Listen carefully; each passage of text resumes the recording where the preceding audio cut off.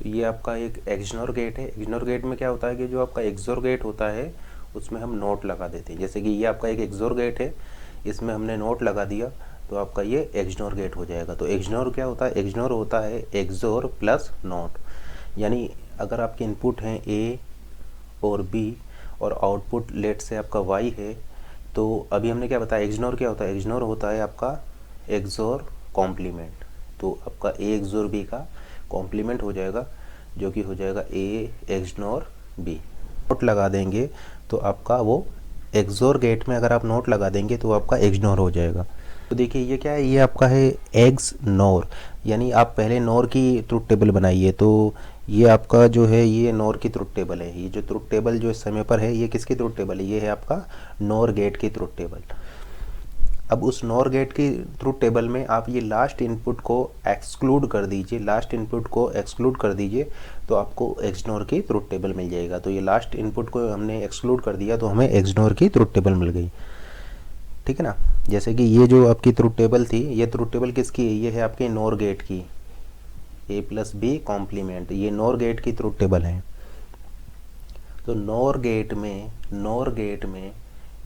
में अगर आप इस लास्ट इनपुट को एक्सक्लूड कर देंगे, यानी 0 से इसको 1 कर देंगे तो आपको एक्सनोर गेट की ट्रुथ टेबल मिल जाएगा। तो ये एक्सनोर गेट की ट्रुथ टेबल हो जाएगी, जिसमें कि हमने नोर गेट की ट्रुथ टेबल में लास्ट इनपुट को एक्सक्लूड कर दिया है तो हमें एक्सनोर मिल गया है। और पीओएस में तो सबसे पहले हम एसओपी में लिखते हैं। तो एसओपी के लिए आप 1 को लेंगे तो ये हो जाएगा आपका A bar B bar plus इस 1 के लिए ये आपका हो जाएगा ए बी, ये आपका एसओपी में होगा।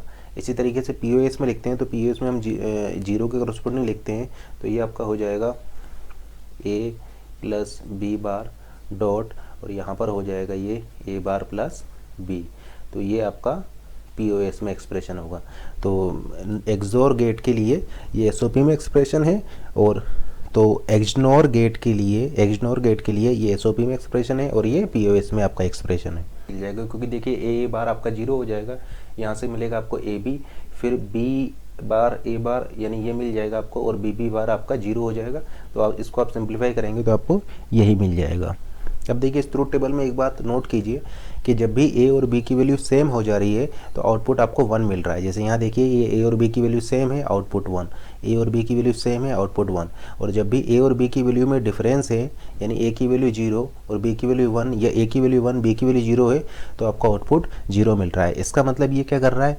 ये सेमनेस बता रहा है। जैसे कि हमने यहाँ पर भी आपको बताया है कि एक्सनोर क्या होता है? एक्सनोर आपका एक्सोर का कॉम्प्लीमेंट है, एक्सोर का कॉम्प्लीमेंट है, क्योंकि हमने यहाँ पर एक्सोर गेट में नोट लगा दिया। तो एक्सोर गेट हमारा क्या बताता था? एक्सोर गेट हमारा डिफरेंस बताता था, एक्सोर गेट हमारा डिफरेंस बताता था। तो अगर आप डिफरेंस का कॉम्प्लीमेंट कर देंगे तो वो सेमनेस हो जाएगा, ठीक है ना। क्योंकि देखिए सेमनेस का कॉम्प्लीमेंट डिफरेंस होता है और डिफरेंस का कॉम्प्लीमेंट सेमनेस होता है। तो हम ऐसा बोल सकते हैं कि एक्सनोर गेट जो है ये सेमनेस बता रहा है। तो चूँकि आपको पता है कि ये एक्सोर का कॉम्प्लीमेंट है, एक्सोर का कॉम्प्लीमेंट, देखिए एक्सोर बी क्या होता है? एक्सोर बी देखिए इसके लिए होता है आपका एक्सोर गेट क्या बताता है? डिफरेंस बताता है। डिफरेंस नहीं है 0, डिफरेंस है 1, डिफरेंस है 1, डिफरेंस नहीं है 0। ये देखिए आपकी एक्सोर की ट्रुथ टेबल है, इसका आपने कॉम्प्लीमेंट ले लिया तो एक्सनोर आ जाएगा। तो चूंकि ये जब डिफरेंस बता रहा था और इसका ये कॉम्प्लीमेंट है तो ये क्या बताएगा? ये इसका सेमनेस बताएगा। तो इसीलिए हमने बोला है कि डिफरेंस का कॉम्प्लीमेंट हो जाएगा सेमनेस और सेमनेस का कॉम्प्लीमेंट हो जाएगा डिफरेंस। यानी मैं इसको इस तरीके से भी लिख सकता हूँ कि ए एक्सनोर बी, यानी सेमनेस का अगर मैं कॉम्प्लीमेंट ले लूँगा तो मुझे डिफरेंस मिल जाएगा। अगर मैं सेमनेस का यानी इसका कॉम्प्लीमेंट लूँगा तो डिफरेंस मिल जाएगा, डिफरेंस का कॉम्प्लीमेंट लूँगा तो सेमनेस मिल जाएगा। तो मैं ऐसा बोल सकता हूँ कि ये जो एक्सोर है ये डिफरेंस बताएगा, ये आपको डिफरेंस बताएगा, और एक्सनोर गेट जो है ये आपको सेमनेस बताएगा।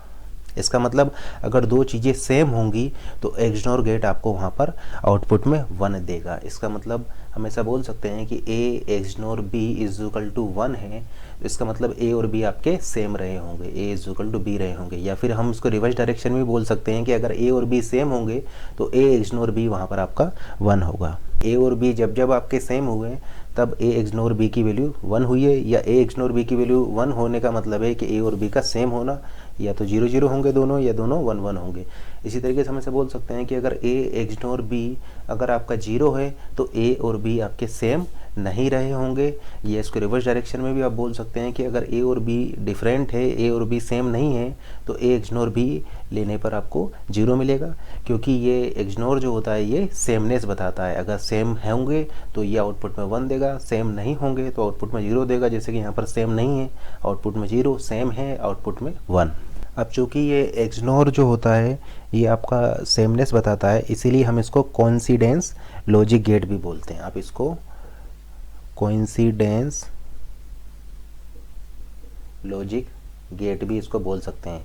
यानी ये जो इग्नोर है, इग्नोर गेट जो है, इसको आप कोइंसिडेंस लॉजिक गेट भी बोल सकते हैं, या आप इसको इक्विलिटी डिटेक्टर भी बोल सकते हैं, क्योंकि इक्विवेलेंस को चेक करने के लिए आप इसको यूज़ करेंगे। तो या तो इग्नोर बोलिए, या इसको आप कोइंसिडेंस लॉजिक गेट भी बोल सकते हैं, या फिर आप इसको इक्विलिटी डिटेक्टर भी बोल सकते हैं, क्योंकि ये आपके इक्विवेलेंस चेक करता है। अगर दो आपके इक्वल हैं, ए और बी अगर इक्वल हैं, तो ए इग्नोर बी आपको 1 देगा, क्योंकि इक्विलिटी को डिटेक्ट कर रहा है। तो इसलिए इसको इक्विलिटी डिटेक्टर बोलते हैं, क्योंकि इक्विवेलेंस को चेक करने के लिए बोला जाता है।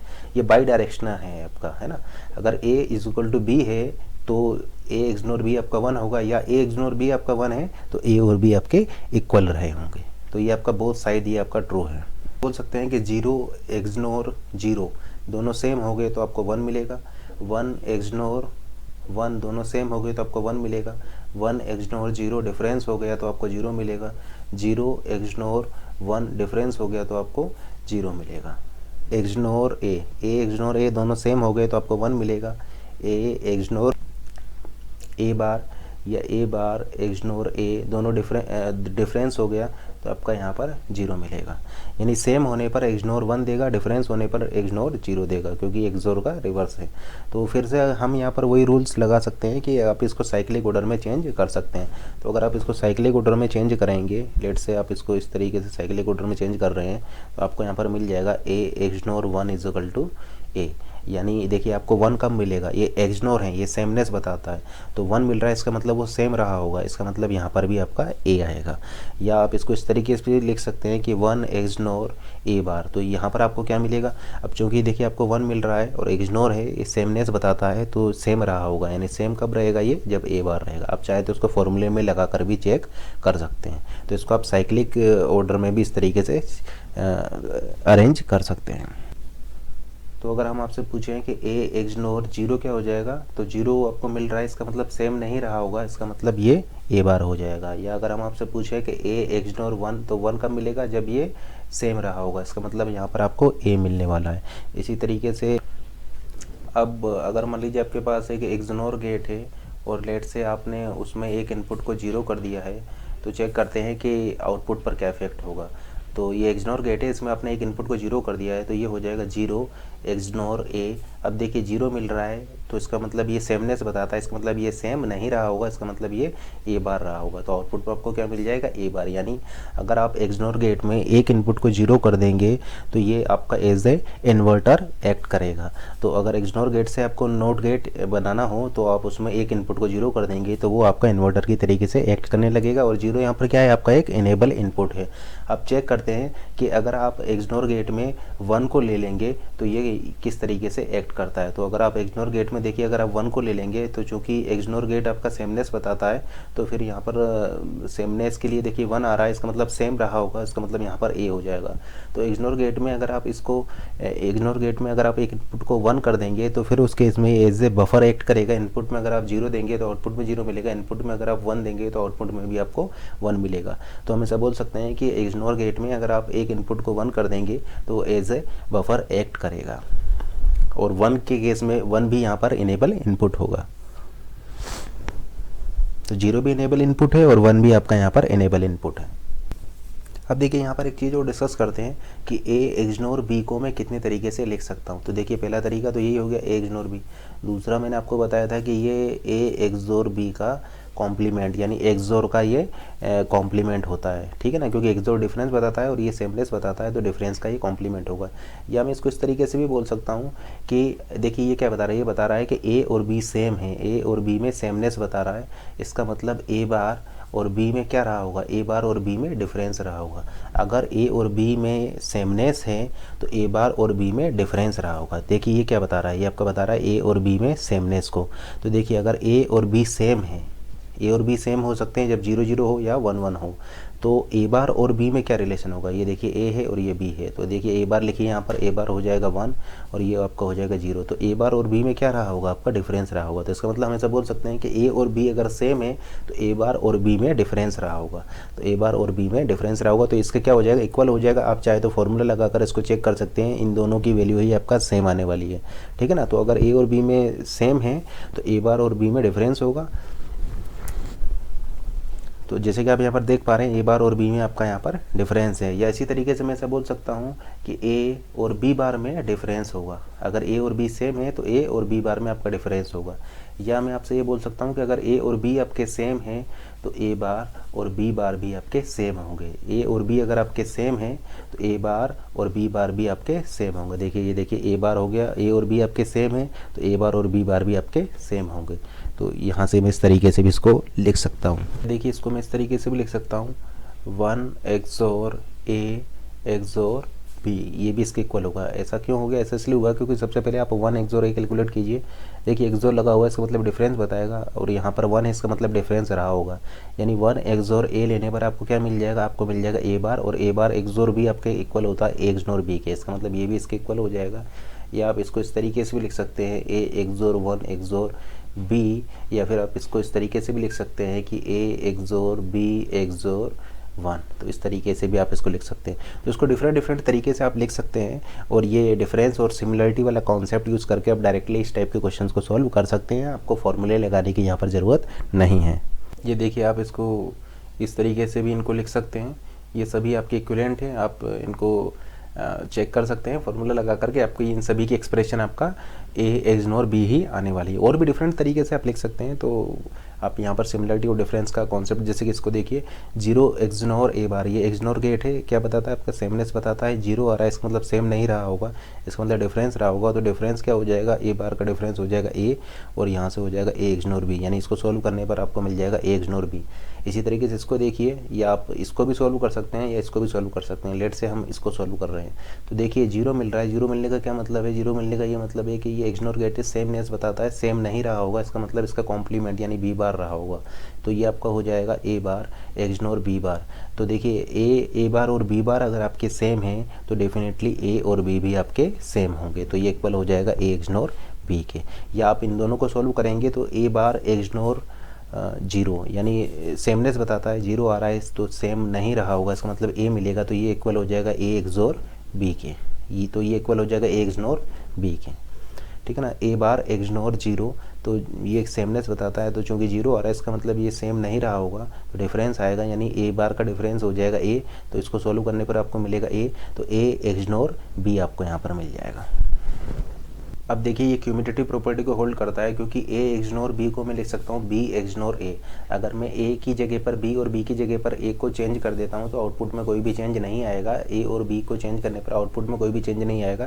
तो मैं ऐसा बोल सकता हूँ कि XOR जो है क्यूमुलेटिव प्रॉपर्टी को होल्ड करता है। और XOR गेट एसोसिएटिव प्रॉपर्टी को भी होल्ड करता है, क्योंकि आप इसको चेक कर सकते हैं, फॉर्मूला लगाकर आप इसको चेक कर सकते हैं।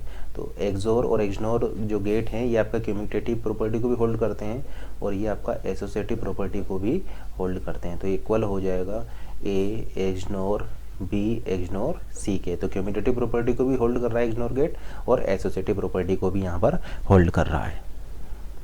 तो देखिए इस क्वेश्चन को लेते हैं। यहाँ पर ये आपका एंड गेट है, ये आपका एक XOR गेट है और ये आपका एक XOR गेट है। तो ये XOR गेट है, XOR गेट है और ये एंड गेट है और A और B और C आपके यहाँ पर इनपुट्स हैं।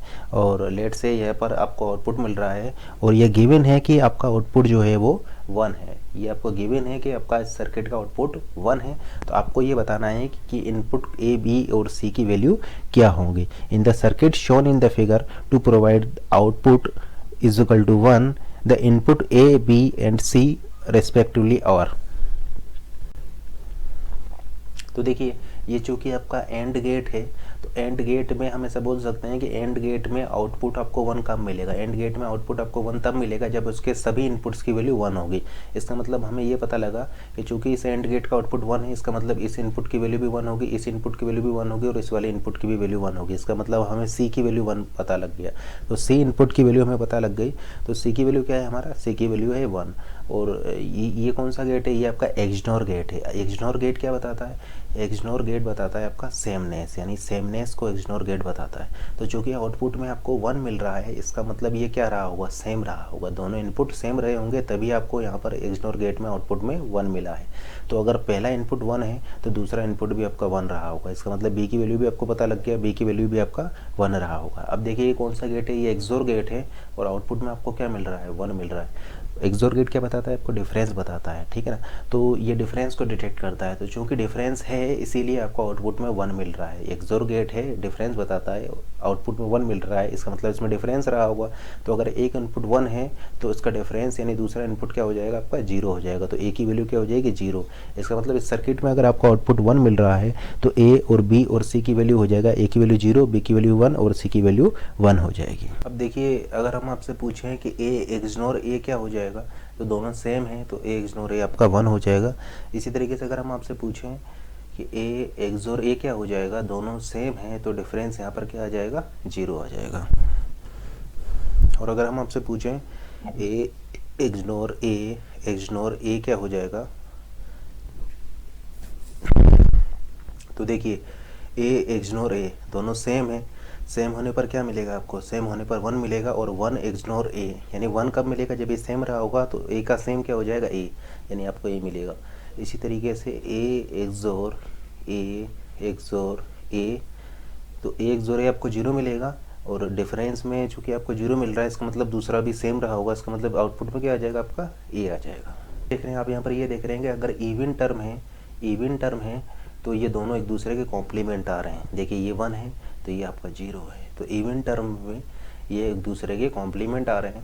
लेकिन ऑड टर्म में ये आपके सेम आ रहे हैं, ये भी ए है और ये भी आपका ए है। आप इसको आगे भी चेक कर सकते हैं, जैसे कि मैंने ले लिया ए एक्सनोर ए, तो ये क्या हो जाएगा, देखिए 1 ए एक्सनोर ए सेमनेस है तो 1, और 1 एक्सनोर 1 सेम है तो 1, तो यहाँ पर 1 मिलेगा। इसी तरीके से एक्सोर लेते हैं, ए एक्सोर ए,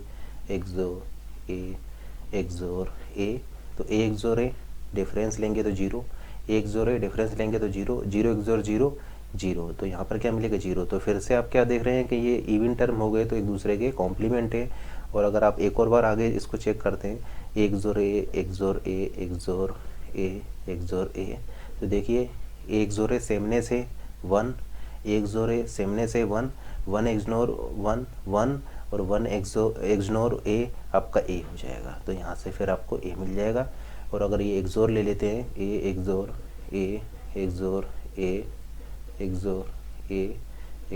ए, आप इसको सॉल्व किसी भी ऑर्डर में कर सकते हैं क्योंकि ये क्यूमिटेटिव और एसोसिएटिव प्रॉपर्टी को फॉलो करते हैं। तो चूंकि ये क्यूमिटेटिव और एसोसिएटिव प्रॉपर्टी को फॉलो करते हैं तो आप किसी भी ऑर्डर में इसको सॉल्व कर सकते हैं, आपका आंसर सेम आएगा। जैसे कि देखिए ए एक्सोर ए कैलकुलेट कीजिए, डिफरेंस लेंगे 0, फिर देखिए एक्सोर ए डिफरेंस लेंगे 0, 0 एक्सोर 0 0 और 0 एक्सोर ए, यानी आपको क्या मिल, ए एक्सोर 0 आपको क्या मिल जाएगा, ये आपको देखिए डिफरेंस बताता है, आउटपुट में 0 आ रहा है, इसका मतलब डिफरेंस नहीं रहा होगा, इसका मतलब ए मिल जाएगा। तो जैसे कि आप देख रहे हैं कि इवन टर्म है तो इवन टर्म में ये एक दूसरे के कॉम्प्लीमेंट आ रहे हैं। देखिए इवन टर्म में एक दूसरे के कॉम्प्लीमेंट आ रहे हैं और ऑड टर्म में ये सेम आ रहे हैं।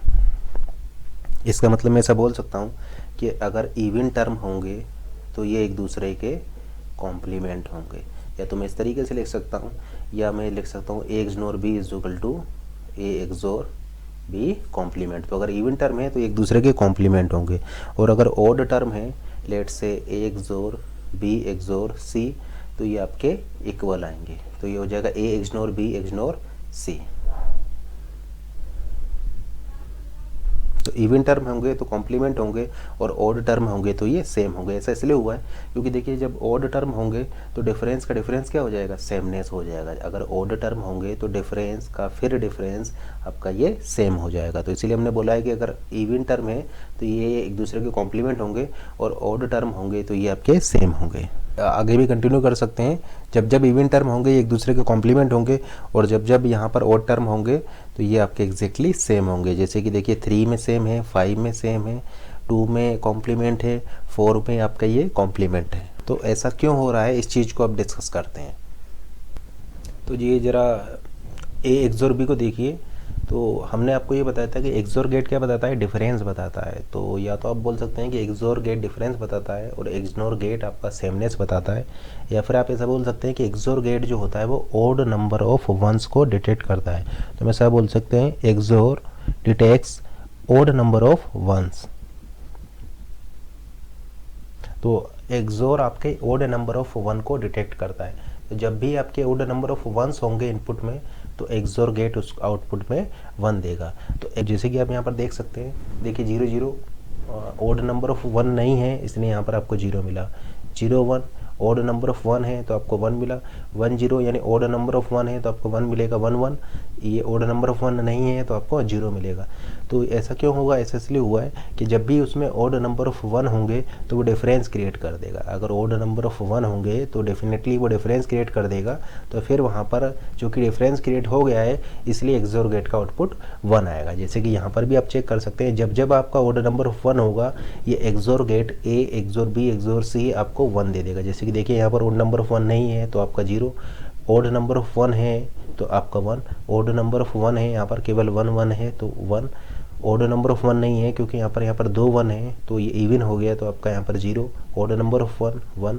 इसी तरीके से देखिए यहाँ पर ओड नंबर ऑफ 1 क्योंकि 3 1 है तो आउटपुट में आपको 1। इसका मतलब जब भी इनपुट में ओड नंबर ऑफ 1 होंगे, ABC क्या है, आपके इनपुट है, तो ABC यहाँ पर इनपुट है, तो जब भी इनपुट्स में ओड नंबर ऑफ 1 होंगे, आउटपुट में आपको वो 1 दे देगा। क्योंकि इनपुट में अगर ओड नंबर ऑफ 1 है तो डेफिनेटली वहाँ पर डिफरेंस क्रिएट हो जाएगा। जैसे कि देखिए यहाँ पर डिफरेंस क्रिएट हो गया है। देखिए इन दोनों को आप सोल्व करेंगे, इन दोनों को एक्सोर लेंगे तो एक्सोर लेने पर आपको क्या मिलेगा, 0 मिलेगा। और 0 के साथ जब 1 का आप एक्सोर लेंगे तो डेफिनेटली यहाँ पर डिफरेंस क्रिएट हो गया और उस डिफरेंस की वजह से आपको यहाँ पर 1 मिल गया। तो हम ऐसा बोल सकते हैं जब भी इनपुट में ऑर्डर नंबर ऑफ 1 होंगे, डेफिनेटली वहाँ पर डिफरेंस क्रिएट हो जाएगा और आपको आउटपुट पे वहाँ पर एक्सोर गेट 1 देगा। तो सेकंड वे, तो दूसरे तरीके से हम इसको इस तरीके से बोल सकते हैं, XOR gate always detects order number of 1। तो एक्सनोर गेट क्या डिटेक्ट कर रहा है, तो जैसा कि आप यहाँ पर देख पा रहे हैं, यहाँ पर नंबर ऑफ टर्म्स क्या है, नंबर ऑफ टर्म्स आपके ओड हैं, तो एक्सोर और एक्सनोर आपके सेम हो जा रहे हैं, ठीक है ना। तो हम ऐसा बोल सकते हैं कि अगर नंबर ऑफ टर्म्स आपके ओड हैं तो एक्सनोर गेट भी आपका ओड नंबर ऑफ वंस को डिटेक्ट करेगा। तो यहाँ पर दो बातें हो सकती है कि नंबर ऑफ टर्म्स आपके इवन हो या फिर नंबर ऑफ टर्म्स आपके ओड हो। अगर नंबर ऑफ टर्म्स आपके ओड हैं तो एक्सोर और एक्सनोर आपके सेम होंगे, एक्सोर और एक्सनोर आपके सेम होंगे। तो एक्सोर आपका क्या डिटेक्ट कर रहा है, यहाँ पर ओड नंबर ऑफ 1 डिटेक्ट कर रहा है, तो एक्सनोर भी आपका ओड नंबर ऑफ 1 ही डिटेक्ट करेगा। तो हम ऐसा बोल सकते हैं कि अगर आप नंबर ऑफ टर्म्स आपके ओड हैं तो एक्सोर गेट भी ओड नंबर ऑफ 1 को डिटेक्ट करेगा और एक्सनोर गेट भी ओड नंबर ऑफ 1 को डिटेक्ट करेगा। अब बात करते हैं कि अगर नंबर ऑफ टर्म्स इवन होंगे तो क्या होगा।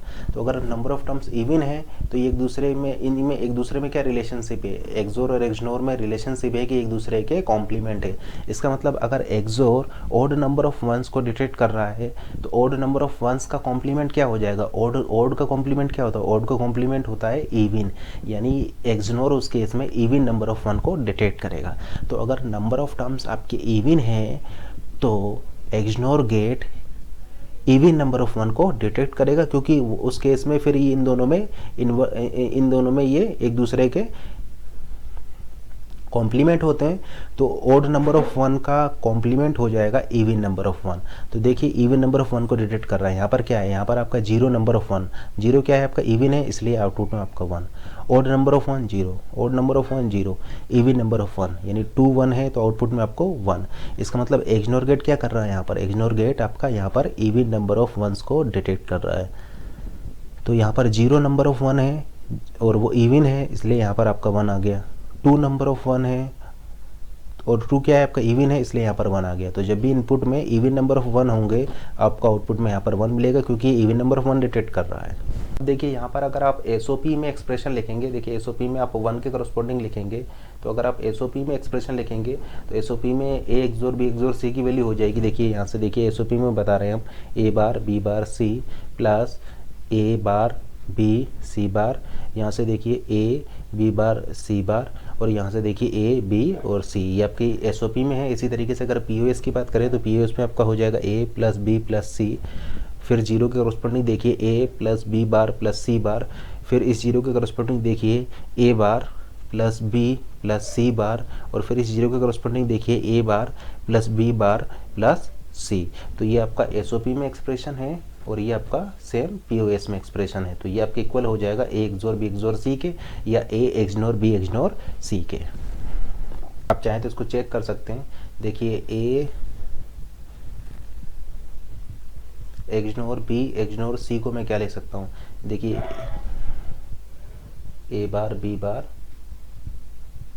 एक्सनोर सी, इसको मैं ये लिख सकता हूँ। फिर से मैं फॉर्मूला लगा देता हूँ। देखिए ए एक्सनोर बी को मैं ये लिख सकता हूँ, फिर से मैं अगर इसमें फॉर्मूला लगा दूंगा तो फिर से मैं इसको लिख सकता हूँ। लेट से ए एक्सनोर बी को मैं एक्स पुट कर देता हूँ, X is equal to A XNOR B. तो ये मेरा क्या हो जाएगा, ये मेरा हो जाएगा एक्स एक्सनोर सी, ठीक है ना। ए एक्सनोर बी को मैंने एक्स पुट कर दिया है तो ये मेरा एक्स हो जाएगा, तो ये मेरा हो जाएगा ए x XNOR C.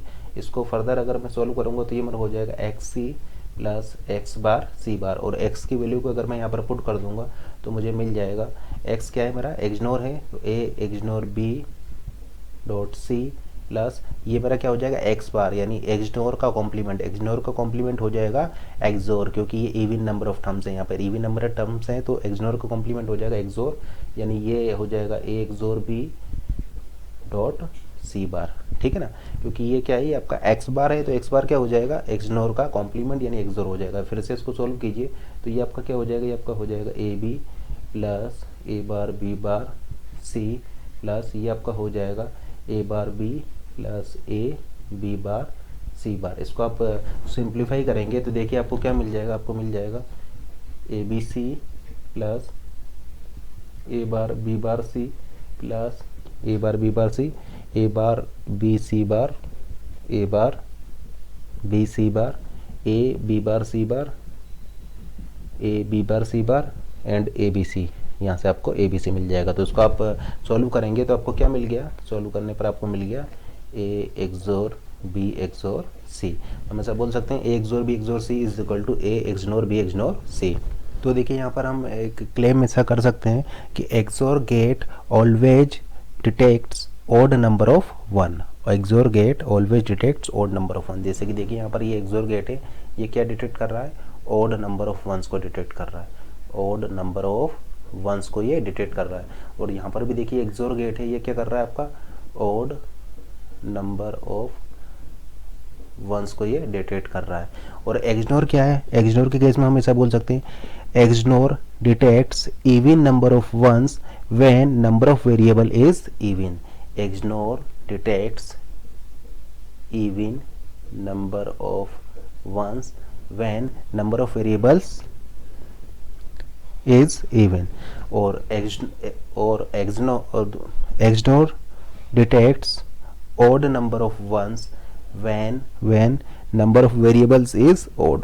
XOR gate always detects odd number of ones. XOR gate always detects odd number of ones. XNOR gate detects even number of ones when number of variables is even. XNOR gate detects even number of when number of variable is even. इसी तरीके से XNOR detects odd number of one. XNOR detects odd number of ones when number of variables is odd. तो हम ऐसा बोल सकते हैं कि XOR गेट जो होता है वो आपका always odd number of ones को डिटेक्ट करता है। XOR गेट जो है वो आपका always odd number of ones को डिटेक्ट करता है। इवन टर्म्स होंगे तब भी XOR odd number of ones को डिटेक्ट करेगा, और अगर ऑड इवन वेरिएबल्स होंगे तब भी आपका XOR gate odd number of ones को डिटेक्ट करेगा, और अगर ऑड वेरिएबल्स होंगे तब भी आपका XOR gate odd number of ones को ही डिटेक्ट करेगा, ठीक है ना। अगर आपके इवन वेरिएबल्स हैं तब भी XOR gate odd number of ones को डिटेक्ट करेगा, और अगर आपके ऑड वेरिएबल्स हैं तब भी आपका XOR gate odd number of ones को ही डिटेक्ट करेगा। लेकिन XNOR गेट जो है वो अगर आपके वेरिएबल इवन है तो इवन नंबर ऑफ वंस को डिटेक्ट करेगा, और XNOR गेट अगर आपके वेरिएबल्स ऑड हैं तो वो ऑड नंबर ऑफ वंस को डिटेक्ट करेगा। तो जैसे कि आपने देखा कि ये जो XOR है ये इवन वेरिएबल के केस में भी ऑड नंबर ऑफ वंस को डिटेक्ट करेगा, और ऑड वेरिएबल के केस में भी odd number of ones detect करेगा। तो XOR जो है वो इवन वेरिएबल के केस में भी ऑड नंबर ऑफ वंस को डिटेक्ट करेगा, और ऑड वेरिएबल्स के केस में भी ओड नंबर ऑफ वंस को ही डिटेक्ट करेगा। लेकिन जो ये एक्सनोर गेट है ये आपका अगर नंबर ऑफ वेरिएबल्स इवन होंगे तो डिटेक्ट करेगा इवन नंबर ऑफ वंस को, और नंबर ऑफ वेरिएबल्स अगर आपके ओड होंगे तो XNOR gate odd number of ones को डिटेक्ट करेगा। तो XOR gate always acts as a odd number of ones detector. XOR gate always acts as a odd number of ones detector. XNOR gate even detects even number of one when number of variables is even. XNOR detects odd number of ones when number of variables is odd। इसलिए हुआ है क्योंकि अगर variables आपके even होंगे तो ये एक दूसरे के कॉम्प्लीमेंट होते हैं, तो ओड का कॉम्प्लीमेंट हो जाएगा इवन, और अगर आपके नंबर ऑफ वेरिएबल्स ओड होंगे तो फिर वहाँ पर ये एक्सोर और एक्सनोर आपके सेम होते हैं, तो इसलिए आपका ये दोनों ही ओड नंबर ऑफ वंस को डिटेक्ट करते हैं। एक चीज़ का और ध्यान रखिएगा कि ये जो एक्सोर और एक्सनोर गेट हैं ये आपके केवल 2 इनपुट में ही अवेलेबल होते हैं। तो हम ऐसा बोल सकते हैं कि XOR and XNOR gate are available with 2 input only. Odd number of one को, क्योंकि यहाँ पर वेरिएबल्स क्या है, वेरिएबल्स आपके इवन है, तो ये ओड नंबर ऑफ वंस को डिटेक्ट कर रहा है, ये डिटेक्ट कर रहा है इवन नंबर ऑफ वंस को, और ओड और इवन एक दूसरे के कॉम्प्लीमेंट है, इसलिए ये इसका कॉम्प्लीमेंट है। यहाँ पर देखिए ये आपका नंबर ऑफ वेरिएबल्स इवन है तो ये इवन नंबर ऑफ वंस को डिटेक्ट कर रहा है, ये आपका किसको डिटेक्ट कर रहा है, ये ओड नंबर ऑफ वंस को डिटेक्ट कर रहा है। नंबर ऑफ वेरिएबल्स इवन है तो ये इवन नंबर ऑफ वंस को डिटेक्ट करेगा, ये ओड नंबर ऑफ वंस को डिटेक्ट करेगा। तो इवन और ओड एक दूसरे के कॉम्प्लीमेंट है, तो इसलिए ये आपका ये कॉम्प्लीमेंट होगा। लेकिन अगर वेरिएबल्स आपके 3 हैं, ए बी एंड सी, यानी वेरिएबल्स आपके ओड हैं, तो फिर उस केस में हम ऐसा बोल सकते हैं कि ये दोनों एक दूसरे के इक्वल हो जाएंगे, क्योंकि ये भी ओड नंबर ऑफ वंस को डिटेक्ट कर रहा है और ये भी ओड नंबर ऑफ वंस को डिटेक्ट कर रहा है, ठीक है ना। तो एक्सोर जो होगा वो always odd number of ones को ही डिटेक्ट करेगा, लेकिन एक्सनोर गेट जो है वो इवन नंबर ऑफ वन को डिटेक्ट करेगा अगर नंबर ऑफ वेरिएबल्स इवन होंगे, या फिर वो ओड नंबर ऑफ वंस को डिटेक्ट करेगा अगर नंबर ऑफ वेरिएबल ओड होंगे। तो अब देखिए अगर हम आपसे पूछें ए एक्सोर बी बार क्या होगा, तो देखिए इसको अगर आप फॉर्मूले लगा कर सॉल्व करेंगे तो आपकी वैल्यू आ जाएगी A bar B bar plus A B, ठीक है ना। और ये आपका किसके इक्वल हो जाएगा, ये आपके इक्वल हो जाएगा ए एक्सनोर बी के। तो देखिए आप क्या कर रहे हैं, ए और बी बार में डिफरेंस कैलकुलेट कर रहे हैं। आप ए और बी बार में डिफरेंस कैलकुलेट कर रहे हैं, इसका मतलब ए और बी आपके क्या रहे होंगे, सेम रहे होंगे। तो अगर ए और बी बार में डिफरेंस है, ए और बी बार में अगर डिफरेंस है तो ए और बी आपके सेम रहे होंगे, ठीक है ना। जैसे कि इसको आप चेक कर लीजिए, ए और बी बार में अगर डिफरेंस है, ए और बी बार में अगर डिफरेंस है यानी 0 1 और 1 0, तो ये क्या हो जाएगा, ये हो जाएगा आपका 0 और ये हो जाएगा 1, तो ए और बी आपके सेम रहे होंगे। तो ए और बी बार में अगर डिफरेंस है तो ए और बी आपके सेम रहे होंगे, और बी कॉम्प्लीमेंट, क्योंकि अगर ए और बी में डिफरेंस है तो उसका कॉम्प्लीमेंट लेने पर वो सेम हो जाएंगे। इसी तरीके से A bar XOR B is equal to A XNOR B is equal to A XOR B bar. तो मैं ऐसा बोल सकता हूँ कि अगर ए बार और बी में डिफरेंस है, या फिर ए और बी बार में अगर डिफरेंस है तो ए और बी आपके सेम रहे होंगे। इसी तरीके से ए एक्सनोर बी बार, अगर ए और बी बार आपके सेम है, ए और बी बार आपके सेम है तो ए और बी में आपका डिफरेंस रहा होगा। या फिर अगर ए बार और बी आपके सेम है तो ए और बी में आपका डिफरेंस रहा होगा, और बी बार में अगर आपका डिफरेंस है तो डेफिनेटली ए और बी में भी आपका डिफरेंस रहा होगा। तो आप चाहें तो इसको फॉर्मूला लगाकर भी वेरीफाई कर सकते हैं, या फिर ये सेम और डिफरेंस का कॉन्सेप्ट लगाकर भी आप इसको सॉल्व कर सकते हैं। तो एक सर्किट डिजाइन करना है, तो क्वेश्चन है आपका, a digital circuit is to be design which take inputs in the form of 4 bits, ठीक है ना। एक डिजिटल सर्किट आपको डिजाइन करना है और जो कि इनपुट लेगा इन द फॉर्म ऑफ 4 बिट, ये 4 बिट का जो इनपुट है वो डिजिटल सर्किट लेगा, ठीक है ना। अब ये इनपुट की रेंज आपको गिवन है, जो इनपुट ये लेगा डिजिटल सर्किट वो 0 to 9 रेंज में लेगा। 4 बिट की रेंज क्या क्या हो सकती है, 4 बिट की रेंज 0 to 15 हो सकती है, ठीक है ना। लेकिन ये जो डिजिटल सर्किट है ये आपका इनपुट एक्सेप्ट करेगा 0 to 9 की रेंज में, ठीक है ना। तो क्वेश्चन है, a digital circuit is to be design which take input in the form of 4 bit as shown and output 1 if digit is greater than equal to 5 otherwise 0. Find out minimum number of gate used. तो आपको बताना है कि minimum number of gets कितने use होंगे उस circuit को implement करने में। इसका मतलब अगर आपको मिनिमम नंबर ऑफ गेट्स निकालना है तो आपको जो सर्किट डिज़ाइन करना पड़ेगा वो ऑप्टिमाइज़ करना पड़ेगा, यानी ऑप्टिमाइज सर्किट आपको डिज़ाइन करना पड़ेगा, तभी आपको मिनिमम नंबर ऑफ गेट्स वहाँ पर लगेंगे।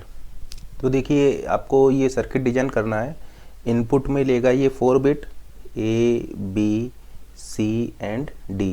ये मान लीजिए आपका A B C and D, ये ABCD जो है ये एज ए इनपुट ले रहा है ये, और ये जो सर्किट है ये आउटपुट 1 होगा, इस सर्किट का आउटपुट 1 होगा if digit is greater than equal to 5, यानी 5 या 5 से ज़्यादा अगर डिजिट होगी आपका तो ये आउटपुट में 1 देगा, अदरवाइज़ ये सर्किट आउटपुट में 0 देगा।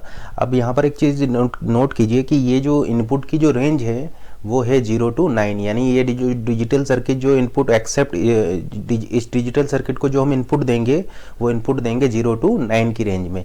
तो आप एक काम कर लीजिए, इसको सॉल्व करने के लिए आप के मैप बना लीजिए। तो आपके इनपुट है ABCD, जहाँ पर कि A आपका MSB है और D आपका LSB है। तो इन ABCD को लेते हुए हमने एक के मैप बना दिया। अब देखिए यहाँ पर कंडीशन क्या गिवन है, if digit is greater than equal to 5, अगर डिजिट के लिए ग्रेटर देन इक्वल टू 5 होगी तो ये आपको आउटपुट 1 देगा। तो देखिए 5 पर ये 1 देगा आउटपुट, 6 पर 1 देगा, 7 पर 1 देगा, 8 पर 1 देगा और 9 पर 1 देगा।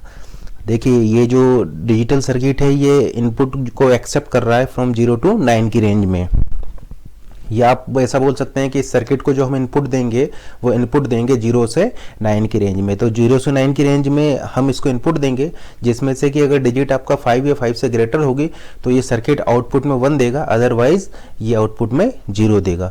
तो इसलिए हमने 5, 6, 7 और 8 और 9 पर ये 1 कर लिया। अब आप इसके करस्पॉन्डिंग के मैप को सॉल्व कर लीजिए। तो देखिए एक पेयर तो आपका यहाँ पर बनेगा, एक पेयर आपका यहाँ पर बनेगा और एक पेयर आपका यहाँ पर बनेगा। तो यहाँ पर आपके टोटल 3 पेयर्स होंगे, फर्स्ट, सेकंड एंड थर्ड। तो इन पेयर को आप अगर आप सॉल्व करेंगे तो आपका आंसर आ जाएगा, सॉल्व करेंगे तो 3 पेयर्स बनेंगे, फर्स्ट, सेकंड एंड थर्ड, और आपका आंसर ये आ जाएगा। अब यहाँ पर चेक कीजिए आपको कितने गेट्स की रिक्वायरमेंट होगी। तो देखिए आपको नेगेशन की ज़रूरत पड़ेगी। तो आपको A को नेगेट करना है तो 1 नॉट गेट आपका यहाँ पर लगेगा, आपको B को नेगेट करना है तो 1 नॉट गेट आपका यहाँ पर लगेगा, आपको C को नेगेट करना है तो आपको 1 नॉट गेट यहाँ पर लगेगा। इसका मतलब 3 नॉट गेट तो आपके यहाँ पर A और B और C को नेगेट करने के लिए आपके लग जाएंगे। तो आपके 3 नॉट गेट यहाँ पर लग चुके हैं। अब देखिए अगर एंड गेट की बात करें तो लेट से आप 3 इनपुट का एंड गेट ले रहे हैं, 3 इनपुट का एंड गेट ले रहे हैं तो 3 इनपुट का एक एंड गेट यहाँ पर लगेगा, 3 इनपुट का एक एंड गेट यहाँ पर लगेगा और 3 इनपुट का एक एंड गेट यहाँ पर लगेगा।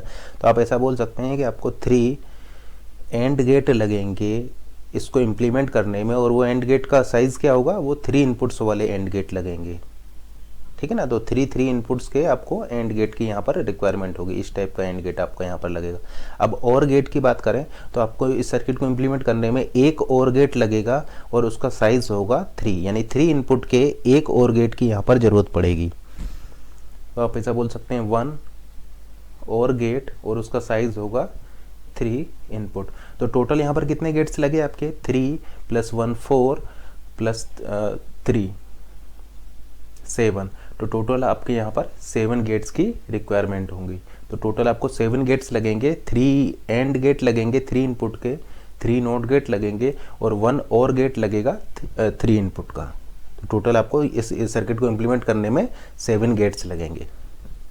लेकिन अगर आप लेकिन ये आंसर आपका रॉन्ग है, ये आंसर आपका करेक्ट नहीं है, क्योंकि ये सर्किट जो आपने डिज़ाइन किया है ये एफिशिएंट नहीं है।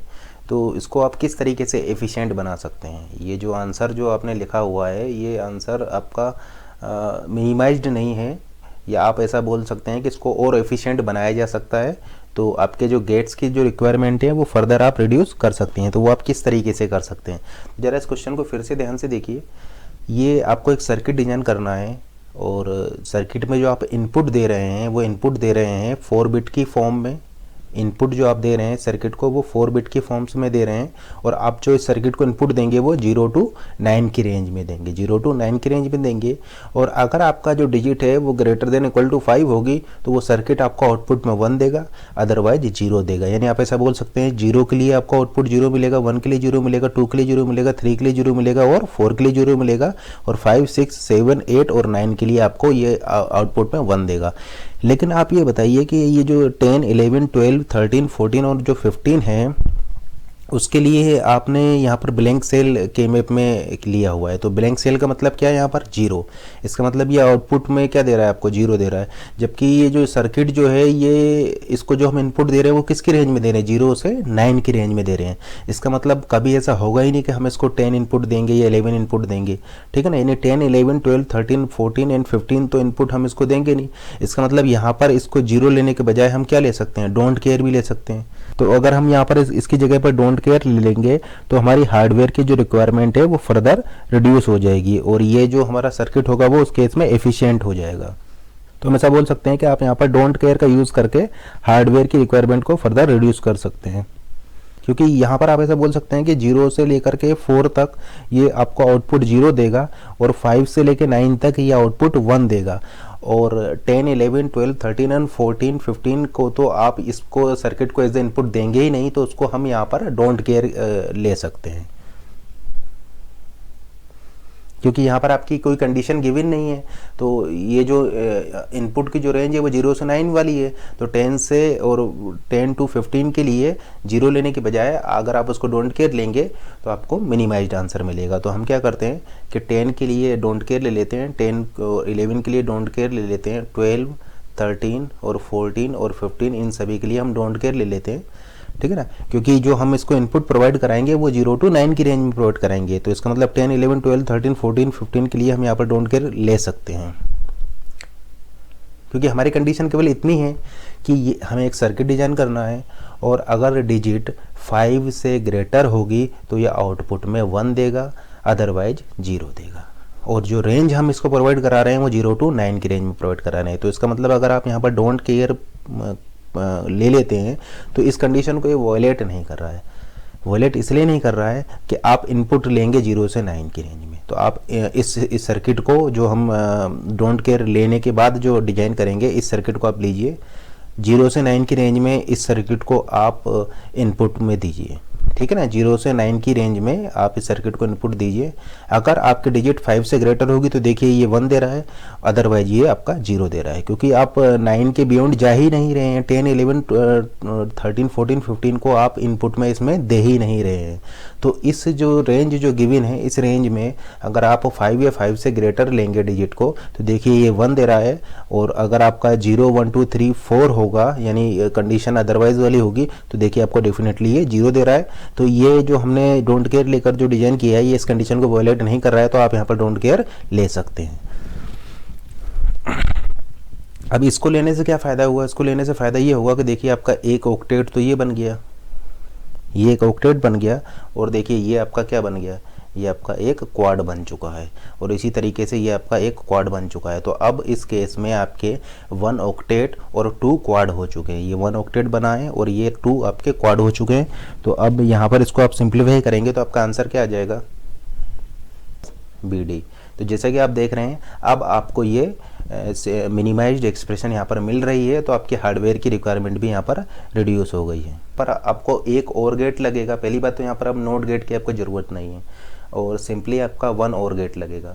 तो 1 और गेट लगेगा यहाँ पर, और उसका साइज़ होगा 3 इनपुट, 3 इनपुट का 1 और गेट लगेगा, प्लस आपके यहाँ पर 2 एंड गेट लगेंगे, 2 एंड गेट लगेंगे यहाँ पर, और जिनका कि साइज़ अब 2 इनपुट का होगा।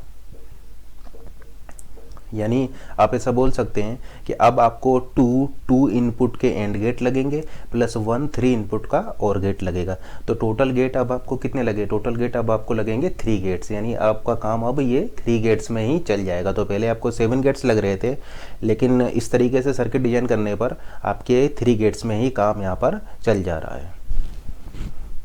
क्योंकि ये जो एक्सप्रेशन हमने लिया हुआ है, इस एक्सप्रेशन को अगर आप इनपुट में 0 से 9 की रेंज में अगर इनपुट देंगे तो अगर आपकी डिजिट 5 से ग्रेटर होगी तो ये आपको 1 देगा, अदरवाइज ये आपको 0 दे रहा है, इस कंडीशन को वायलेट नहीं कर रहा है। तो आपकी हार्डवेयर की रिक्वायरमेंट रिड्यूस हो गई। 7 गेट से आपको केवल 3 गेट्स ही लग रहे हैं, जिसमें से कि आपको 2 एंड गेट लगेंगे 2 इनपुट के, प्लस 1 और गेट लगेगा 3 इनपुट का। तो टोटल गेट्स आपके 3 लगेंगे। मान लीजिए आपके पास 3 इनपुट का गेट नहीं है, तो फिर आपके पास केवल 2 ही इनपुट के गेट्स है, तो 1 और गेट लगेगा। आपके पास अवेलेबल नहीं है, तो देखिए एंड गेट में तो आपको 2 इनपुट की ज़रूरत पड़ेगी। तो आप ऐसा बोल सकते हैं कि 2 एंड गेट लगेंगे 2 इनपुट्स के, प्लस 3 इनपुट का लेट से आपके पास और गेट नहीं है, तो आप ऐसा बोल सकते हैं 2 और गेट लगेंगे 2 इनपुट्स के। ये दोनों ही आपने 2 इनपुट्स के गेट लिए हुए, तो फिर उस केस में आपको 4 गेट्स लगेंगे यहाँ पर, ठीक है ना। अगर आपके पास 3 इनपुट्स का और गेट नहीं है तो आपको 2 इनपुट के और गेट लगेंगे इसके इम्प्लीमेंट करने में। तो फिर उस केस में आपको 4 गेट यहाँ पर लगेंगे, जिसमें से कि 2 एंड गेट होंगे 2 इनपुट्स के और 2 और गेट होंगे 2 इनपुट्स के। तो 1 और गेट यहाँ लगेगा, 1 और गेट यहाँ लगेगा 2 इनपुट्स का, 1 एंड गेट 2 इनपुट्स का आप यहाँ पर लगाएंगे, 1 एंड गेट 2 इनपुट्स का यहाँ पर लगाएंगे, तो टोटल नंबर ऑफ गेट्स आपके यहाँ पर फिर उस केस में 4 हो जाएंगे। इस क्वेश्चन का आंसर बता सकते हैं कि आउटपुट क्या मिलेगा आपको। यहाँ पर आपने 2 एक्सोर गेट लिए हुए हैं और 1 एक्सनोर गेट लिया हुआ है। 2 XOR gate plus 1 XNOR gate यहाँ पर लिया हुआ है। तो क्या आप मुझे इस सर्किट का आउटपुट बता सकते हैं? तो देखिए ये क्या हो जाएगा, ये आपका हो जाएगा A एक्सोर B बार। ये फर्स्ट वाले को देखिए, ये हो जाएगा आपका A एक्सोर B बार, यानी ये क्या बता रहा है, ये A और B बार में डिफरेंस बता रहा है। अब ये हम ऑलरेडी आपको बता चुके हैं कि A और B बार में डिफरेंस का मतलब हो जाएगा A और B में सेमनेस चेक करना। A और B बार में डिफरेंस चेक करने का मतलब है A और B में सेमनेस चेक करना। तो ये क्या हो जाएगा, ये आपका हो जाएगा A एक्सनोर B। इसी तरीके से A बार और B में डिफरेंस चेक करने का मतलब है A और B में सेमनेस चेक करना। तो इसका आउटपुट क्या हो जाएगा, A एक्सनोर B। अब ये क्या करता है, ये आपका एक्सोर गेट ये डिफरेंस चेक करता है।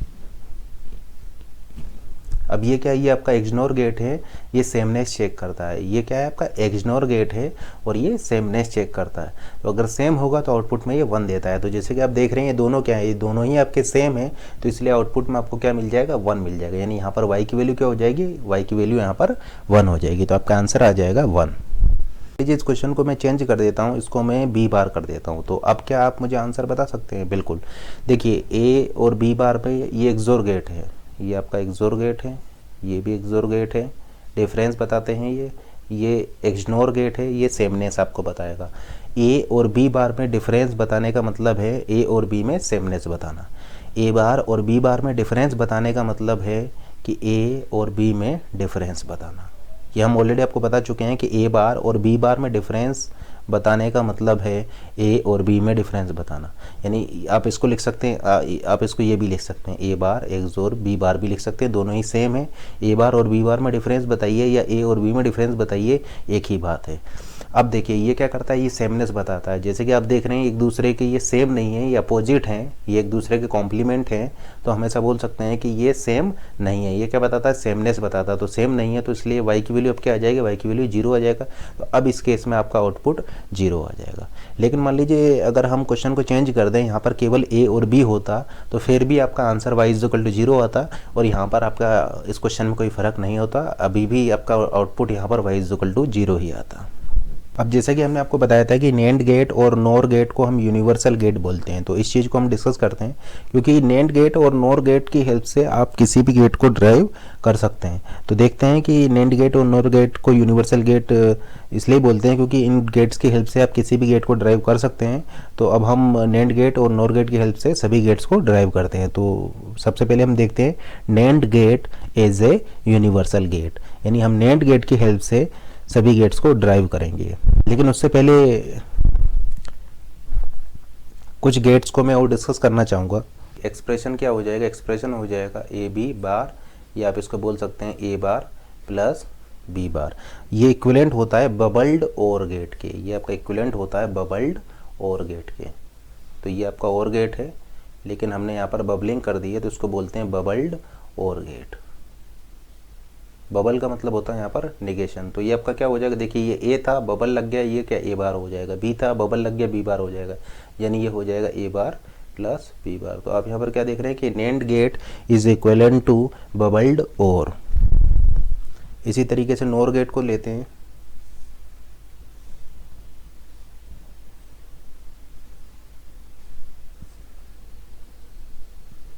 ये आपका नोर गेट है, A plus B complement is equal to A complement dot B complement. तो ये किसके इक्विवेलेंट हो जाएगा, ये इक्विवेलेंट हो जाएगा आपके बबल्ड एंड के।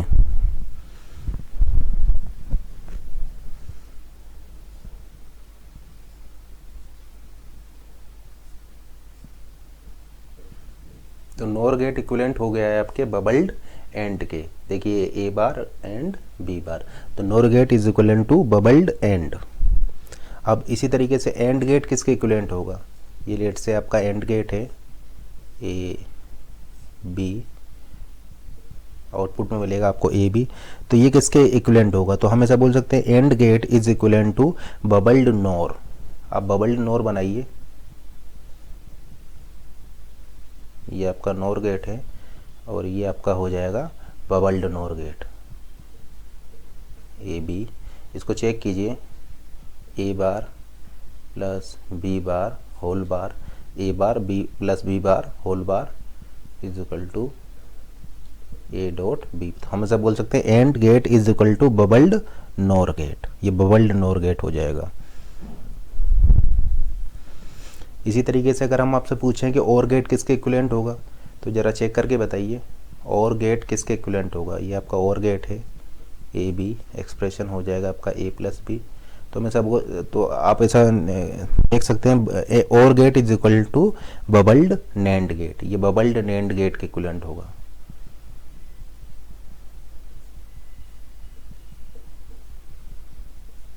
ये आपका बबल्ड नैंड गेट है, तो ज़रा चेक कीजिए, A bar dot B bar complement is equal to A plus B, यानी आप ऐसा बोल सकते हैं और gate is equivalent to bubbled NAND gate.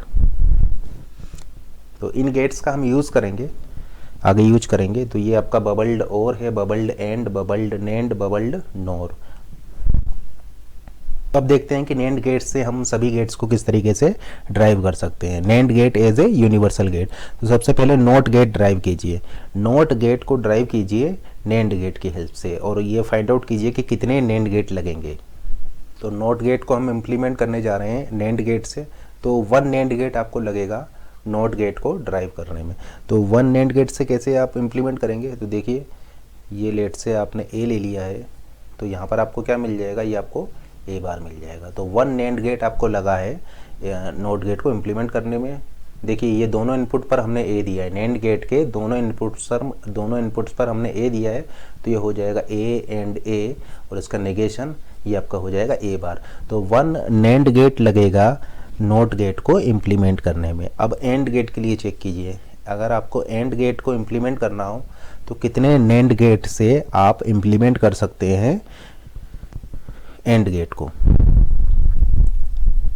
तो यहाँ पर आपको क्या मिल जाएगा, यहाँ पर आपको मिल जाएगा ए बी कॉम्प्लीमेंट, यानी अगर आप नैंड गेट ले रहे हैं तो नैंड गेट का आउटपुट क्या होता है, ए बी कॉम्प्लीमेंट, यानी आपको क्या करना है, इसका दोबारा कॉम्प्लीमेंट करना है। तो इसका दोबारा कॉम्प्लीमेंट हम बता ही चुके हैं कि आप नैंड गेट 1 नैंड गेट का यूज़ करके इसका कॉम्प्लीमेंट ले सकते हैं। तो इस नॉट गेट को यहाँ पर इम्प्लीमेंट कर सकते हैं आप।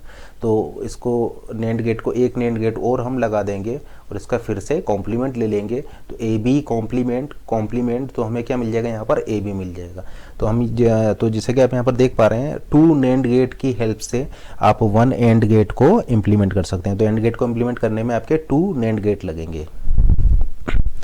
अब चेक कीजिए कि और गेट को इम्प्लीमेंट करने में कितने नैंड गेट लगेंगे। तो देखिए और गेट क्या होता है, और गेट होता है आपका ए प्लस बी। तो ए प्लस बी आपको कब मिलेगा, तो ज़रा एक काम कीजिए कि ए बी बार का कॉम्प्लीमेंट अगर आप देखते हैं, देखिए नैंड करने पर आपको कुछ इस टाइप से मिल जाएगा। तो इसको ज़रा देखिए, ये आपको क्या देता है, ये देता है ए बार प्लस बी बार, यानी नैंड गेट लगाने पर आपको ए बी बार मिल जाएगा। एक नैंड गेट अगर आप लगा देंगे ए और बी पर, तो आपको क्या मिल जाता है, आपको मिल जाता है ए बी बार। ए बी बार आपको मिल जाएगा, जिसकी की वैल्यू क्या होती है ए बार प्लस बी बार। लेकिन आपको ए बार प्लस बी बार नहीं चाहिए, आपको चाहिए ए प्लस बी। इसका मतलब अगर आप ए की जगह पर ए बार और बी की जगह पर बी बार रख देंगे तो आपका ये सही आने लग जाएगा, ठीक है ना। तो हम क्या करते हैं, यहाँ पर ए की जगह पर ए बार रख देते हैं, तो ए की जगह पर ए बार रखा, बी की जगह पर बी बार रखा, तो देखिए फिर आपका आंसर यहाँ पर सही आ जाएगा, क्योंकि ये हो जाएगा bar bar plus B bar bar which is equal to A plus B. तो इस तरीके से आप और गेट इम्प्लीमेंट कर सकते हैं, ठीक है ना। अब देखिए ए की जगह पर ए बार करने के लिए आपको क्या चाहिए, ए की जगह पर ए बार करने के लिए आपको 1 नैंड गेट चाहिए, और बी की जगह पर बी बार करने के लिए फिर से आपको 1 नैंड गेट चाहिए। तो टोटल आपको यहाँ पर कितने नैंड गेट लगेंगे और को इम्प्लीमेंट करने में, 3 नैंड गेट लगेंगे, क्योंकि देखिए 1 नैंड गेट तो आपका ये हो गया, ये 1 नैंड गेट हो गया, और आपको यहाँ पर क्या मिल जाएगा, यहाँ पर मिल चुका ए प्लस बी। लेकिन इनपुट में आपको क्या देना है, इनपुट में आपको ए और बी नहीं देना है, आपको ए बार और बी बार देना है। तो ए बार के लिए 1 नैंड गेट हमने यहाँ से यूज किया, तो ये देखिए ये 1 नैंड गेट हमने यहाँ पर लगाया जो कि आपको ए बार देगा, और एक और नैंड गेट लगाया जो कि आपको बी बार देगा। तो देखिए ये आपको ए बार दे दिया, ये आपको बी बार दे दिया, और ये आपका हो जाएगा A bar B bar whole bar which is equal to A plus B. तो और गेट को इम्प्लीमेंट करने में आपके टोटल यहाँ पर 3 नैंड गेट लगेंगे। अब देखिए एक्सोर गेट को इम्प्लीमेंट करने में कितने नैंड गेट लगेंगे, एक्सोर गेट को इम्प्लीमेंट करने में टोटल आपके कितने नैंड गेट लगेंगे। तो देखिए एक्सोर को इम्प्लीमेंट करने में आपके टोटल यहाँ पर 4 नैंड गेट लगेंगे। 4 नैंड गेट का यूज करके आप इस एक्सोर को इम्प्लीमेंट यहाँ पर कर सकते हैं।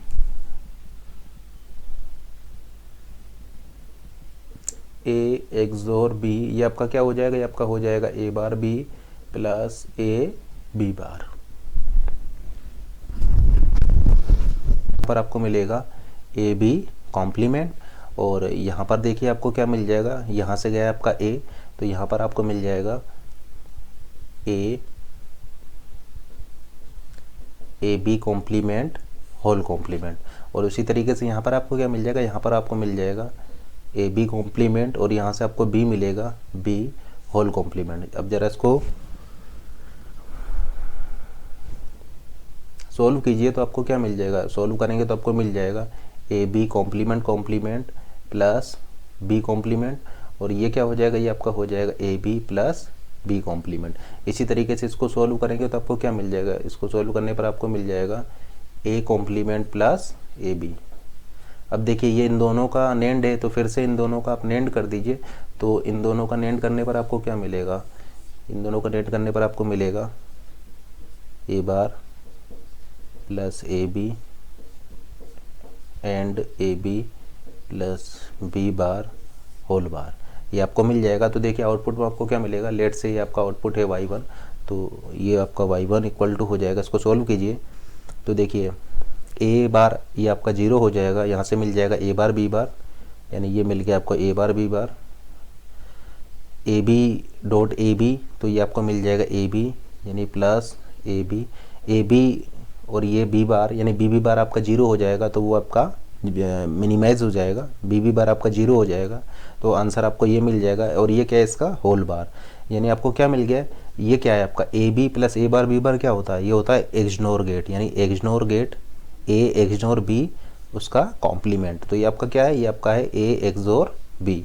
तो y1 की वैल्यू क्या आ गई, y1 की वैल्यू आ गई आपका ए एक्सोर बी, यानी एक्सोर गेट को इम्प्लीमेंट करने में आपको 4 नैंड गेट लगेंगे, 1 2 3 एंड 4, यानी एक्सोर गेट को इम्प्लीमेंट करने में आपके 4 नैंड गेट लगेंगे, 1 2 3 एंड 4। 4 गेट का यूज करके, 4 नैंड गेट का यूज करके आप इस एक्सोर गेट को इम्प्लीमेंट कर सकते हैं।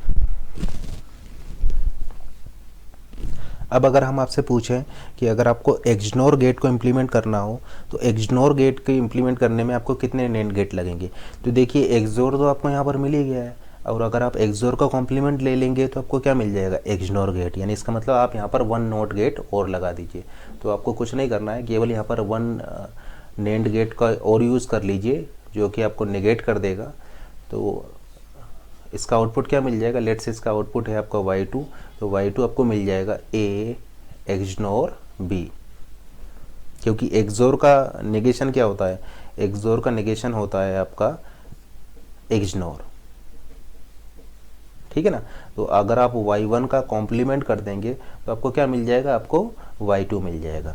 तो एक्सोर तो आपको यहाँ तक मिल गया था, 1 NAND गेट का और यूज कीजिए इसको नेगेट करने के लिए, तो नेगेट करने के बाद आपको एक्सोर मिल जाएगा। तो एक्सोर को इम्प्लीमेंट करने में आपके टोटल 5 NAND गेट लगेंगे, 1 2 3 4 एंड 5 NAND गेट की हेल्प से आप इस एक्सोर गेट को इम्प्लीमेंट कर सकते हैं। एक्सोर गेट को इम्प्लीमेंट करने में आपके टोटल 4 NAND गेट लगेंगे और एक्सोर गेट के लिए आपके 5 NAND गेट लगेंगे। हम आपसे ये पूछें कि नोर गेट को इम्प्लीमेंट करने में कितने NAND गेट लगेंगे। अगर आपको नोर गेट को इम्प्लीमेंट करना हो तो कितने NAND गेट लगेंगे। अब नोर गेट क्या होता है, नोर गेट होता है आपका a plus B complement is equal to a complement dot b complement. अब ऑलरेडी हम आपको बता चुके हैं कि ये आपका क्या है, ये है आपका नेगेशन a, ये आपका हो जाएगा a बार, यहाँ पर आपका नेगेशन ये आपका हो जाएगा b बार, ठीक है ना, और यहाँ पर आपका ये एंड गेट है तो आपको मिल जाएगा ये a बार b बार। अब देखिए नोट गेट को अगर आप NAND से इम्प्लीमेंट करेंगे तो 1 NAND गेट तो यहाँ पर लगेगा, तो ये 1 NAND गेट आपने यहाँ पर लगा दिया और ये आपका नोट गेट मिल गया। 1 NAND गेट का यहाँ पर यूज़ करके आपको 1 NAND गेट का यहाँ पर यूज़ करके आपको b बार मिल जाएगा, यानी ये आपका हो गया a बार, ये आपका हो गया b बार। अब देखिए एंड गेट को इम्प्लीमेंट करने में, अभी हमने आपको बताया था एंड गेट को इम्प्लीमेंट करने में 2 NAND गेट लगेंगे, यानी 2 NAND गेट का यूज़ करके आप 2 NAND गेट का यूज़ करके आप एंड गेट को इम्प्लीमेंट कर सकते हैं। तो एंड गेट के लिए हम एंड गेट को हम NAND गेट से इम्प्लीमेंट कर रहे हैं, तो ये NAND गेट लगा दिया और इस तरीके से ये 2 NAND गेट का यूज़ करके हमें इस एंड गेट को यहाँ पर इम्प्लीमेंट कर सकते हैं। तो ये आपको क्या मिल जाएगा, ये आपको नोर गेट मिल जाएगा। आप चाहें तो चेक कर सकते हैं, ये क्या हो जाएगा, ये आपका हो जाएगा a bar b bar whole bar, और फिर से आपने इसको एज ए इन्वर्टर यहाँ पर यूज़ किया है तो ये नेगेशन को हटा देगा, तो आपको क्या मिल जाएगा, यहाँ पर मिल जाएगा a बार b बार। तो ये क्या है आपका नोर गेट। तो नोर गेट को इम्प्लीमेंट करने में आपके टोटल 4 NAND गेट लगेंगे। नोर गेट को इम्प्लीमेंट करने में आपके टोटल 4 NAND गेट लगेंगे। 1 NAND गेट लगेगा इस नोट के लिए, 1 NAND गेट लगेगा इस नोट के लिए, और इस एंड गेट के लिए आपके 2 NAND गेट लगेंगे। तो ये आपने देखा कि NAND गेट से हमने किस तरीके से सभी गेट्स को ड्राइव किया। अब हम देखते हैं नोर गेट के। नोर गेट की हेल्प से हम सभी गेट्स को ड्राइव करेंगे। ड्राइव कर रहे हैं नोर गेट से, तो नोट गेट को तो कितने नोर गेट लगेंगे, कितने नोर गेट लगेंगे इस नोट गेट को ड्राइव करने में। तो आपका 1 नोर गेट लगेगा, देखिए किस तरीके से लगेगा, ये आपका 1 नोर गेट लगा है, तो आपका यहाँ पर 1 नोर गेट लगा है इस नोट गेट को ड्राइव करने में। अब चेक कीजिए एंड गेट को, अगर एंड गेट को आपको ड्राइव करना हो नोर गेट से तो कितने गेट लगेंगे।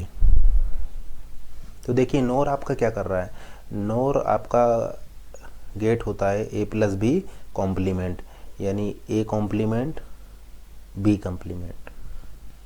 अब देखिए आपको क्या ड्राइव करना है, आपको एंड गेट ड्राइव करना है, तो यानी आपको a और b ड्राइव करना है। तो एक काम करते हैं, इसका डबल कॉम्प्लीमेंट कर देते हैं। तो डबल कॉम्प्लीमेंट कर देंगे तो आपको क्या मिल जाएगा, गेट क्या करता है, नोर गेट आपका और करता है प्लस नोट, यानी नोर गेट में आपका और प्लस नोट होता है।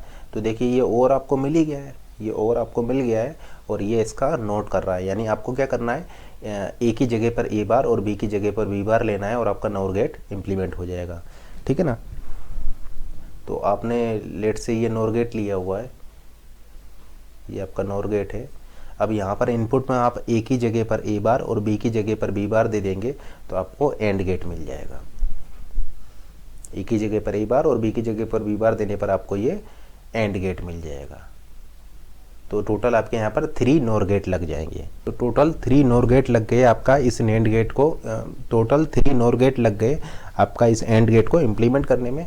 देखिए ये आपका a बार हो जाएगा, ये आपका b बार हो जाएगा और ये आपका क्या हो जाएगा, ये आपका हो जाएगा a bar plus b bar whole bar which is equal to a and b। तो एंड गेट को इम्प्लीमेंट करने में आपके टोटल 3 नोर गेट लगेंगे। अब चेक कीजिए कि और गेट को इम्प्लीमेंट करने में आपके कितने नोर गेट लगेंगे, और गेट को कितने नोर गेट से आप इम्प्लीमेंट कर सकते हैं। तो और गेट क्या होता है, और गेट होता है आपका a प्लस b, और नोर गेट क्या करता है, नोर गेट आपका a प्लस b करता है और फिर उसका कॉम्प्लीमेंट करता है। और गेट है, अगर उसका फिर से कॉम्प्लीमेंट ले लेंगे तो आपको और गेट मिल जाएगा, यानी नोर गेट का आप फिर से कॉम्प्लीमेंट ले लीजिए। तो फिर से अगर आप कॉम्प्लीमेंट ले लेंगे तो आपको क्या मिल जाएगा, और गेट मिल जाएगा। तो 1 नोर गेट आपका यहाँ पर लगा और 1 नोर गेट लगेगा आपको ये कॉम्प्लीमेंट लेने में। तो टोटल आपके 2 नोर गेट की हेल्प से आप इस और गेट को ड्राइव कर सकते हैं। तो देखिए किस तरीके से करेंगे। आप सबसे पहले एक नोर गेट बनाइए। ये आपने नोर गेट लिया, यहाँ पर ए लिया, यहाँ पर बी लिया। तो इसका आउटपुट क्या मिल जाएगा, इसका आउटपुट मिल जाएगा आपको a प्लस बी बार। और फिर से आप इसका कॉम्प्लीमेंट ले लीजिए, एक नोर गेट लगा करके इसको एज ए नोट गेट की तरह एक्ट कराइए। तो आपका इसका फिर से कॉम्प्लीमेंट हो जाएगा। तो आपको क्या मिल जाएगा, आपको मिल जाएगा a प्लस बी। तो आपको इस और गेट को इम्प्लीमेंट करने में आपके टोटल 2 नोर गेट लगेंगे। अगर आपको नैंड गेट इम्प्लीमेंट करना हो तो नैंड गेट को हम कितने नोर गेट की हेल्प से इम्प्लीमेंट कर सकते हैं। तो देखिए नैंड गेट क्या होता है, नैंड होता है आपका ए बी कॉम्प्लीमेंट, यानी ए बार प्लस बी बार। यानी आप ऐसा बोल सकते हैं कि 1 नोट गेट तो आपका यहाँ पर लगेगा, 1 नोट गेट आपका यहाँ पर लगेगा और 1 और गेट लगेगा। तो और गेट को इम्प्लीमेंट कर रहे हैं हम 2 नोर गेट से और नोट गेट को इम्प्लीमेंट कर रहे हैं हम 1 नोर गेट से।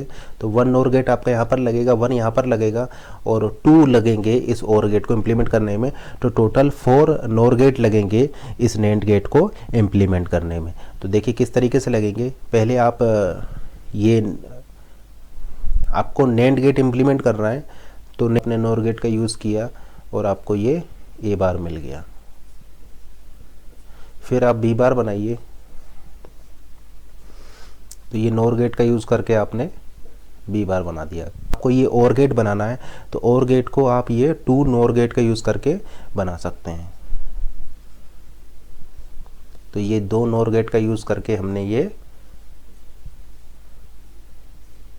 और गेट को बना दिया। तो टोटल तो ये आपको क्या दे रहा है, ये आपको नैंड गेट देगा। तो टोटल आपके 4 नोर गेट लगेंगे नैंड गेट को इम्प्लीमेंट करने में। ये क्या दे देगा, ये आपको दे देगा। देखिए यहाँ पर आपको क्या मिलेगा, यहाँ पर आपको मिलेगा A bar plus B bar whole bar और फिर से आपने नेगेशन ले लिया तो आपको मिल जाएगा ए बार प्लस बी बार, यानी आपको नैंड गेट मिल जाएगा। तो नैंड गेट को इम्प्लीमेंट करने में आपके 4 नोर गेट यहाँ पर लगेंगे। अब एक्सोर गेट को इम्प्लीमेंट कीजिए। एक्सोर गेट को इम्प्लीमेंट करने में आपके यहाँ पर कितने नैंड गेट लगे, एक्सोर गेट को इम्प्लीमेंट करने में आपके यहाँ पर कितने नोर गेट लगेंगे। तो चेक कीजिए एक्सोर और एक्सनोर गेट को इम्प्लीमेंट करने में आपके कितने नोर गेट लगे। ये क्या मिल रहा है, देखिए यहाँ पर आपको क्या मिलेगा, यहाँ पर मिलेगा आपको a प्लस बी कॉम्प्लीमेंट और यहाँ पर क्या मिलेगा, यहाँ पर देखिए यहाँ से मिलेगा आपको a प्लस बी कॉम्प्लीमेंट और यहाँ से मिलेगा आपको b यानी प्लस b और इसका होल कॉम्प्लीमेंट। इसको आप सिंप्लीफाई कीजिए तो आपको मिल जाएगा पर आपका देखिए बी बार तो आपका 0 हो जाएगा, यानी आपको मिल जाएगा ए बी बार। इसी तरीके से यहाँ पर हम ऐसा बोल सकते हैं, यहाँ पर आपको मिल जाएगा ए बार बी, ठीक है ना। तो इसको सोल्व करने पर आपको ए बार बी और यहाँ पर आपको ए बी बार मिल जाएगा। और फिर से आपने क्या किया है, आपने यहाँ पर एक और नोर गेट लगाया है तो इसका आउटपुट क्या मिलेगा, ये आपको मिल जाएगा A bar B plus A B bar उसका होल कॉम्प्लीमेंट। अब जरा इसको ध्यान दीजिए, ये क्या है आपका A bar B plus A B bar क्या है, ये आपका एक्सोर गेट होता है, यानी ये आपको मिल जाएगा ए एक्सोर बी कॉम्प्लीमेंट, ठीक है ना। यानी ए एक्सोर बी कॉम्प्लीमेंट क्या होता है, ये आपका होता है एक्सनोर गेट। यानी आप ऐसा बोल सकते हैं कि आपको एक्सनोर गेट यहाँ पर मिल चुका है। तो इसका आउटपुट क्या होगा, लेट से इसका आउटपुट है y1, तो y1 आपका होगा एक्सनोर गेट। यानी आप ऐसा बोल सकते हैं एक्सनोर गेट को इम्प्लीमेंट करने में आपको टोटल 4 नोर गेट लगेंगे। तो टोटल 4 नोर गेट का यूज़ करके आप एक्सनोर गेट को इम्प्लीमेंट कर सकते हैं। और अगर आपको एक्सोर गेट को इम्प्लीमेंट करना है तो आप फिर से इसका कॉम्प्लीमेंट ले लीजिए, तो एक नोर गेट और लगा दीजिए और इसका कॉम्प्लीमेंट ले लीजिए। तो आपको क्या मिल जाएगा, आपको मिल जाएगा XNOR complement is equal to XOR. यानी आप ऐसा बोल सकते हैं कि आपको क्या मिल जाएगा, y1 कॉम्प्लीमेंट मिल जाएगा और लेट से ये आपका y2 है तो y2 क्या हो जाएगा, y2 आपका हो जाएगा एक्सोर। यानी आप ऐसा बोल सकते हैं कि एक्सोर गेट को इम्प्लीमेंट करने में आपके टोटल 5 नोर गेट लगेंगे। करने में एक्सनोर गेट को इम्प्लीमेंट करने में आपके टोटल 4 नोर गेट लगे और एक्सोर गेट को इम्प्लीमेंट करने में टोटल आपके 5 नोर गेट लगे। बी बार एक्सनोर सी, क्या आप मुझे इसकी वैल्यू बता सकते हैं क्या है। तो देखिए ए एक्सोर बी बार, ये आपका क्या हो जाएगा, ये ए और बी बार में डिफरेंस बता रहा है, इसका मतलब ये हो जाएगा ए और बी में सेमनेस। और ये आपका क्या है, एक्सनोर सी। तो ये किसके इक्वल होगा, ये इक्वल होगा ए एक्सनोर बी एक्सनोर सी के इक्वल, ठीक है ना। अच्छा, आप मुझे क्या इस एक्सप्रेशन की वैल्यू बता सकते हैं? Let say 1 plus A bar XNOR A plus XOR B XNOR 1 XNOR 0 XOR A XNOR B XNOR 1। तो क्या आप मुझे इस एक्सप्रेशन की वैल्यू बता सकते हैं? तो बिल्कुल आप यहाँ पर क्यूमिटेटिव और एसोसिएटिव प्रॉपर्टी का यूज़ कर सकते हैं, और इस बात का भी यूज़ कर सकते हैं कि एक्सोर डिफरेंस बताता है और एक्सनोर सेमनेस बताता है। इसको यूज़ करके आप इजीली आंसर फाइंड आउट कर सकते हैं। जैसे कि इसको देखिए, आप इसको किसी भी ऑर्डर में सॉल्व कर सकते हैं, क्योंकि हम आपको ऑलरेडी बता चुके हैं कि एक्सोर और एक्सनोर गेट जो है ये क्यूमिटेटिव और एसोसिएटिव प्रॉपर्टी को फॉलो करता है। तो किसी भी ऑर्डर में आप सॉल्व कीजिए, आंसर आपका सेम ही आएगा। जैसे इसको देखिए 1 एक्सोर ए बार, 1 एक्सोर ए बार क्या देगा आपको? एक्सोर डिफरेंस बताता है, एक्सोर जो है वो डिफरेंस बताता है। और यहाँ पर 1 आ रहा है, 1 कब आएगा? जब डिफरेंस यहाँ पर रहा होगा। तो ए बार का डिफरेंस क्या हो जाएगा? ए बार का डिफरेंस हो जाएगा ए, यानी यहाँ से आपको ए मिल जाएगा। एक्सनोर ए, इसको देखिए एक्सनोर ए, ये क्या बताता है? ये सेमनेस बताता है, यानी ए और ए ये दोनों सेम है, तो ये आपको आउटपुट में क्या दे देगा? आपको 1 दे देगा। अब देखिए 1 एक्सोर बी को देखिए, 1 एक्सोर बी क्या हो जाएगा? 1 क्या बताता है? एक्सोर क्या बताता है? एक्सोर आपका डिफरेंस बताता है। अब चूंकि यहाँ पर 1 है, इसका मतलब डिफरेंस रहा होगा। डिफरेंस कब रहा होगा? जब ये बी की जगह पर बी बार हो जाएगा, यानी इसका आउटपुट आपको मिल जाएगा बी बार। यानी इतना सोल्व करने पर आपको आंसर पता लगा, इतना सोल्व करने पर आपका आंसर आ गया बी बार। अब इसको देखिए बी बार एक्सनोर 1, ये क्या बताता है? ये बताता है सेमनेस, यानी ये सेमनेस बता रहा है, और ये 1 है, इसका मतलब सेम रहा होगा। तो बी बार का सेम क्या हो जाएगा? बी बार का सेम हो जाएगा बी बार, यानी ये सिंपली बी बार आ जाएगा। बी बार एक्सनोर 0, यानी ये क्या बताता है? ये फिर से आपका सेमनेस बताता है, और 0 मिल रहा है, इसका मतलब सेम नहीं रहा होगा। सेम नहीं रहा होगा, इसका मतलब डिफरेंस रहा होगा। तो बी बार का डिफरेंस क्या हो जाएगा? बी, ठीक है ना। ये क्या बताता है आपका? ये बताता है आपका सेमनेस। तो 1 होता तो सेम होता, क्योंकि यहाँ पर 0 है, इसका मतलब सेम नहीं रहा होगा, डिफरेंस रहा होगा। तो बी बार का डिफरेंस हो जाएगा बी, और ये आपका क्या हो जाएगा? ये आपका हो जाएगा बी एक्सोर ए, यानी आपको क्या मिल गया? आपको मिल गया बी एक्सोर ए एक्सोर बी एक्सोर, सॉरी, ये आपको मिल जाएगा B एक्सोर A XNOR B XNOR 1। अब देखिए बी एक्सनोर 1 को देखिए, बी एक्सनोर 1 ये क्या बताता है? 1 एक्सनोर बताता है सेमनेस, क्योंकि 1 मिल रहा है, इसका मतलब ये सेम रहा होगा। इसका मतलब बी एक्सनोर 1 हो जाएगा आपका बी, क्योंकि ये सेमनेस बताता है, और चूंकि 1 मिल रहा है, इसका मतलब ये सेम रहा होगा। इसका मतलब ये क्या, इसको सोल्व करने पर आपको क्या मिल जाएगा? बी मिल जाएगा।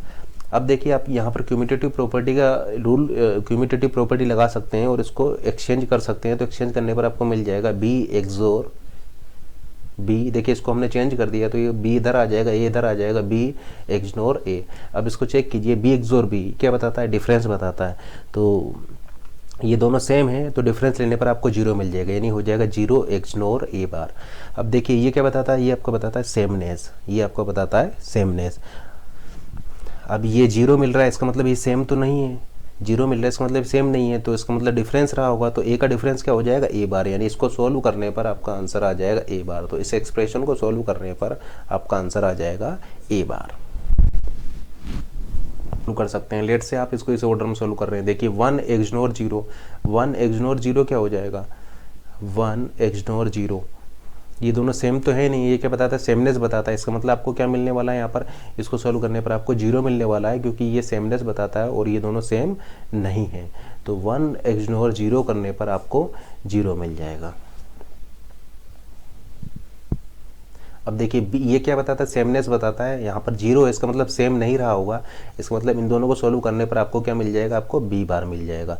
अब देखिए ये आपका सेमनेस बताता है, यानी बी एक्सनोर 1 को सोल्व करने पर आपको बी मिल जाएगा, आपको बी मिल जाएगा। अब देखिए इसको हम फिर से लिख लेते हैं, ये आपका हो जाएगा ए एक्सनोर बी, ए एक्सनोर बी, और यहाँ पर हमने इसको सोल्व किया था, तो हमें क्या मिला था? हमें मिला था बी बार। यहाँ तक हमने सोल्व कर चुके थे, यहाँ तक हम सोल्व कर चुके थे, तो हमें मिला था बी बार। और ये है आपका एक्सोर ए एक्सनोर। अब देखिए 1 एक्सोर ए बार, यानी 1 कब मिलेगा? जब डिफरेंस रहा होगा। डिफरेंस, क्योंकि ये डिफरेंस बताता है, तो 1 मिल रहा है, इसका मतलब डिफरेंस रहा होगा, तो ए बार का डिफरेंस हो जाएगा ए। अब ये क्या बताएगा? सेमनेस बताएगा, दोनों सेम हैं, तो ये आउटपुट में 1 दे देगा। 1 एक्सोर, यानी ये डिफरेंस बताता है, तो ये आपको बी मिल जाएगा, यानी आपको मिल गया बी एक्सोर ए एक्सनोर बी। अब फिर से आप यहाँ पर क्यूमुलेटिव प्रॉपर्टी का यूज़ करेंगे, तो ये हो जाएगा बी एक्सोर बी एक्सनोर ए। अब बी एक्सोर बी, ये क्या बताता है डिफरेंस, तो आपको 0 मिल जाएगा, 0 एक्सनोर ए बार।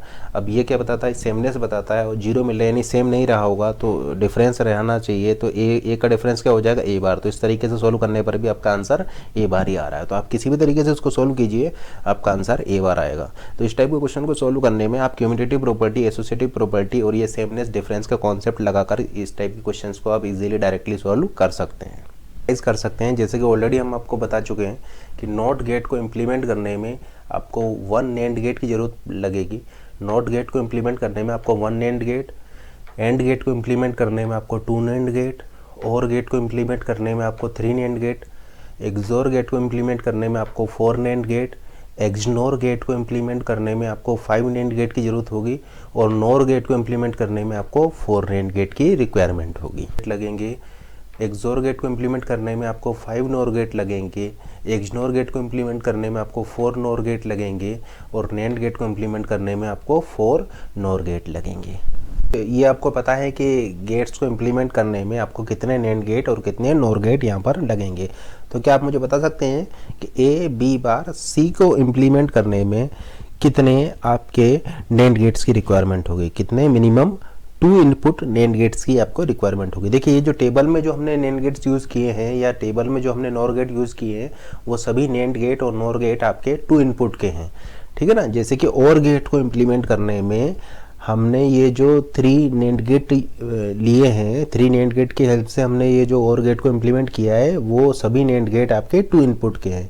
तो आप ऐसा बोल सकते हैं कि और गेट को इम्प्लीमेंट करने में 2 इनपुट के नैंड गेट लगेंगे या फिर 2 इनपुट के नोर गेट लगेंगे, ठीक है ना। इसी तरीके से एंड गेट को इम्प्लीमेंट करने में 2 इनपुट के नैंड गेट लगेंगे या 2 इनपुट के नोर गेट लगेंगे।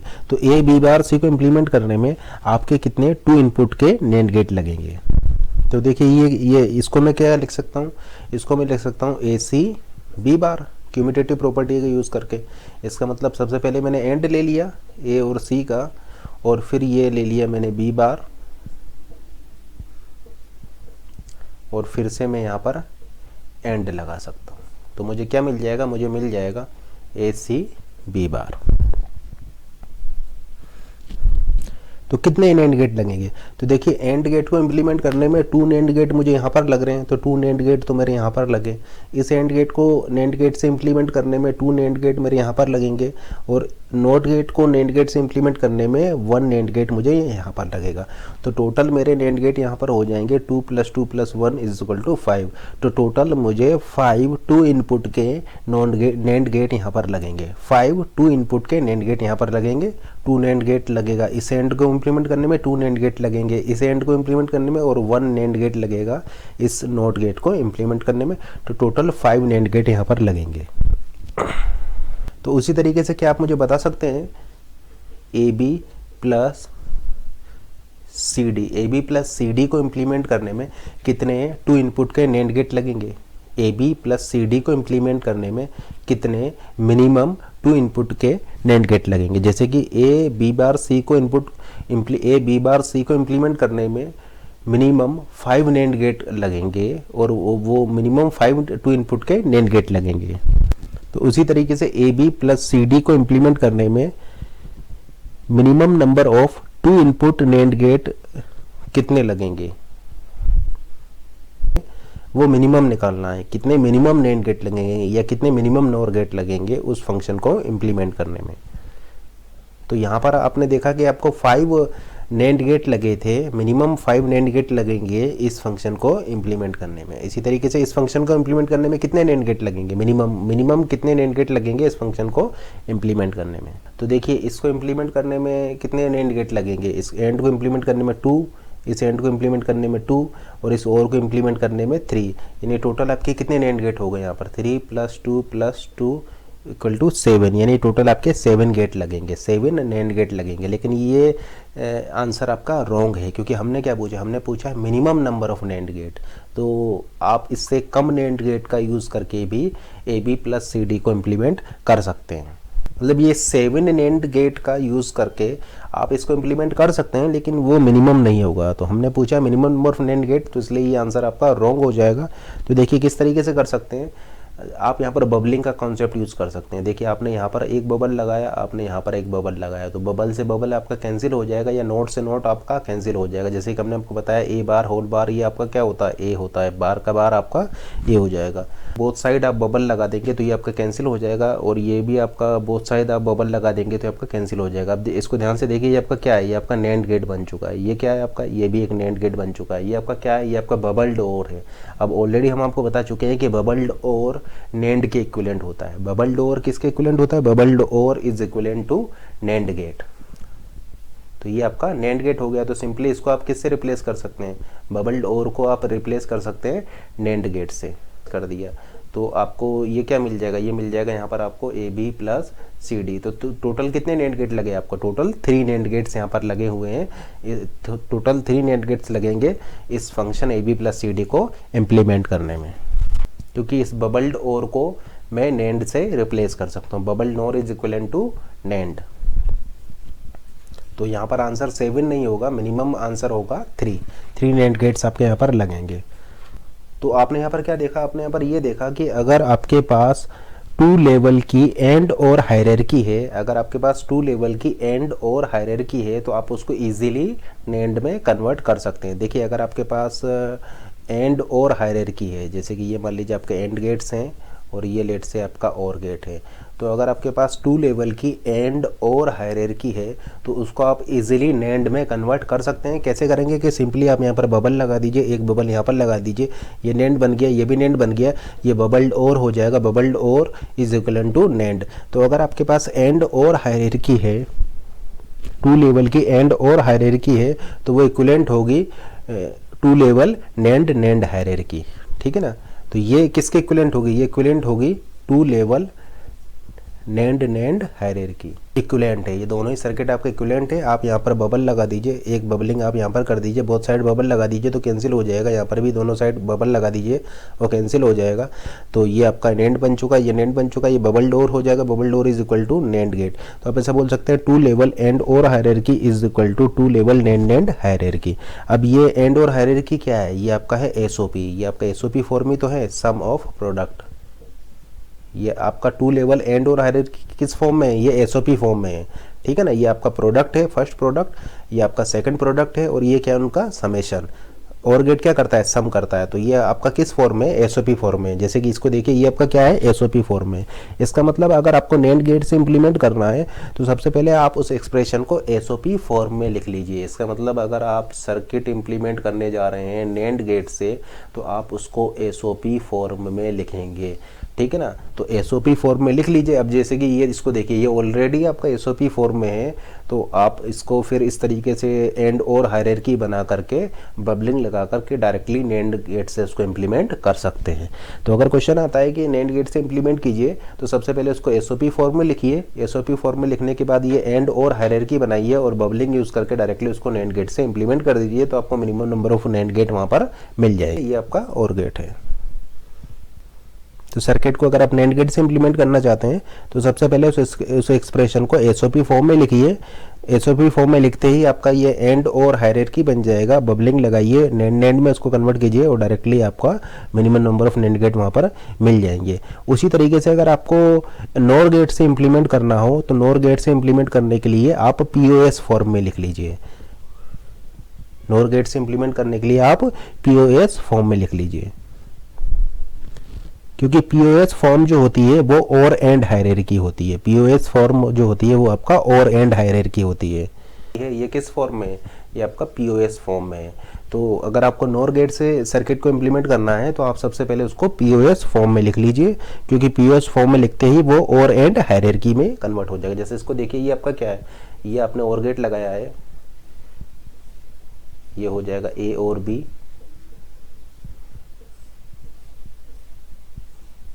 ये आपने और गेट लगाया है, ये आपका हो जाएगा C और D, और फिर आपने ये यहाँ पर एंड गेट लगा दिया है, तो आपको ये Y मिल जाएगा। अब देखिए इसमें आप बबलिंग का यूज कीजिए। तो अगर आप इसमें बबलिंग का यूज़ करेंगे तो आपको मिल जाएगा आप बोथ साइड बबल लगा दीजिए। ये आपका कौन सी हायरार्की है, ये आपका है OR AND hierarchy, two level OR AND hierarchy, ठीक है ना। तो ये two level OR AND hierarchy है, इसको आप किस तरीके से two level NOR NOR hierarchy में कन्वर्ट करेंगे वो डिस्कस कर रहे हैं। तो ये two level OR AND hierarchy है, इसको हम कन्वर्ट करने जा रहे हैं नोर नोर हायरार्की में। तो सिंपली बबल लगा दीजिए। तो एक बबल यहाँ लगाइए बैलेंस करने के लिए, दूसरा बबल यहाँ पर लगाइए, एक बबल यहाँ लगाइए बैलेंस करने के लिए, दूसरा बबल यहाँ लगाइए। अब ये और गेट के आगे आपने बबल लगा दिया तो ये क्या बन गया, ये आपका नोर गेट बन गया, यानी सिंपली आपका ये एक नोर गेट बन चुका है, ठीक है ना। तो बबल लगाते ही आपका ये नोर गेट बन चुका है। उसी तरीके से यहाँ पर आपने बबल लगा दिया तो बबल लगाते ही ये आपका ये जो और गेट था ये नोर गेट बन चुका है, सी डी। ये आपका क्या हो गया, ये आपका बबल्ड एंड हो गया। तो हम आपको बता चुके हैं bubbled AND is equivalent to NOR gate. Bubble AND जो होता है वो नोर गेट के इक्विवेलेंट होता है। तो bubbled AND is equivalent to NOR gate. तो ये जो बबल्ड एंड है इसको आप रिप्लेस कर सकते हैं नोर गेट से, तो रिप्लेस करते ही आपको ये मिल जाएगा। तो हम ऐसा बोल सकते हैं two level OR AND hierarchy, two level OR AND hierarchy is equal to two level NOR NOR hierarchy. तो अगर आपको नोर गेट से इंप्लीमेंट करना है तो आप उसको पीओएस फॉर्म में लिख लीजिए ताकि आप ये और एंड हायरार्की बना सकें, और एंड हायरार्की बनने के बाद आप ये बबलिंग का कॉन्सेप्ट यूज़ करके सीधी डायरेक्टली उसको नोर गेट में कन्वर्ट कर सकते हैं। तो आप ऐसा बोल सकते हैं कि इसको इम्प्लीमेंट करने में, इस सर्किट को इम्प्लीमेंट करने में आपके टोटल 3 नोर गेट्स यहाँ पर लगेंगे। तो इस सर्किट को इम्प्लीमेंट करने में आपको टोटल 3 नोर गेट लगेंगे, 1 2 एंड 3 देंगे, क्योंकि पीओएस फॉर्म में लिखते ही वो आपका two level OR AND hierarchy में कन्वर्ट हो जाएगा, और two level OR AND hierarchy is equal to two level NOR NOR hierarchy. करने में क्या आप मुझे बता सकते हैं कि कितने minimum number of NAND gate लगेंगे? तो ये एक्सप्रेशन है ए बी प्लस सी। इस एक्सप्रेशन को इम्प्लीमेंट करने में आपको कितने minimum number of NAND gate लगेंगे और कितने minimum number of NOR gate लगेंगे। तो इस एक्सप्रेशन को इम्प्लीमेंट करने में आपको कितने नोर गेट लगेंगे, minimum number of NOR gate and minimum number of NAND gate. तो सबसे पहले इम्प्लीमेंट करते हैं इस एक्सप्रेशन को नोर गेट से। तो क्योंकि आप इसको नोर गेट से इम्प्लीमेंट करने जा रहे हैं तो इसको आपको पीओएस फॉर्म में लिखना पड़ेगा। तो इसको आपको पीओएस फॉर्म में लिखना पड़ेगा। अभी देखिए ये एक्सप्रेशन किस फॉर्म में है, अभी ये एक्सप्रेशन है एसओपी फॉर्म में, सम ऑफ प्रोडक्ट फॉर्म में है। तो आपको इसको पीओएस में कन्वर्ट करना पड़ेगा।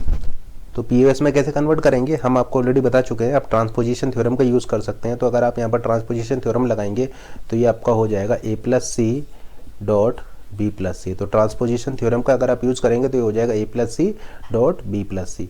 तो हमने इस एसओपी को पीओएस में कन्वर्ट कर लिया, ठीक है ना। इस एसओपी फॉर्म को हमने यहाँ पर पीओएस में कन्वर्ट कर लिया। तो ये एसओपी एक्सप्रेशन के कोरस्पॉन्डिंग पीओएस एक्सप्रेशन हो जाएगा, क्योंकि हमें नोर गेट से इंप्लीमेंट करना है तो हमने पीओएस में लिख लिया। अब सिंपली हम यहाँ पर और एंड हायरार्की बनाते हैं। ये देखिए है आपका और गेट, ये आपका सेकंड और गेट है,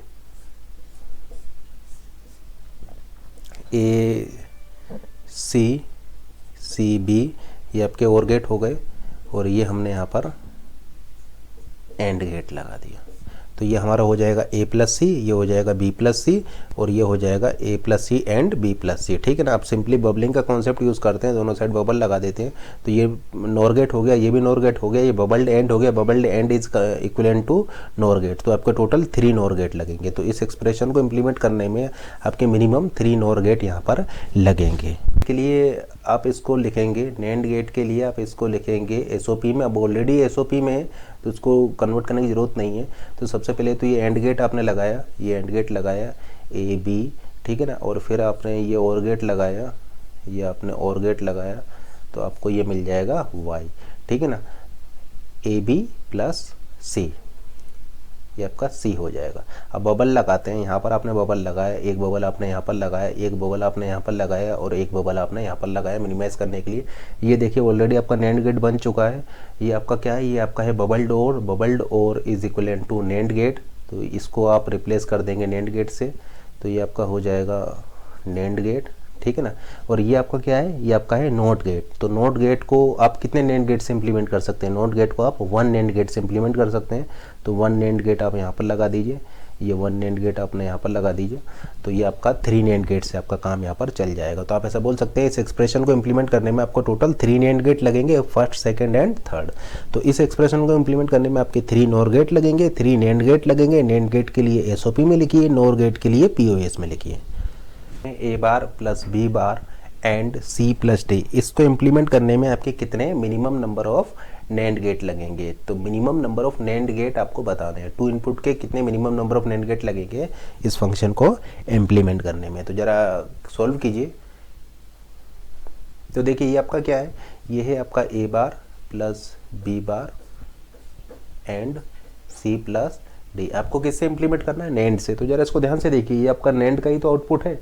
इसको मैं क्या लिख सकता हूँ? इसको मैं लिख सकता हूँ AB बार, क्योंकि AB bar is equal to A bar plus B bar.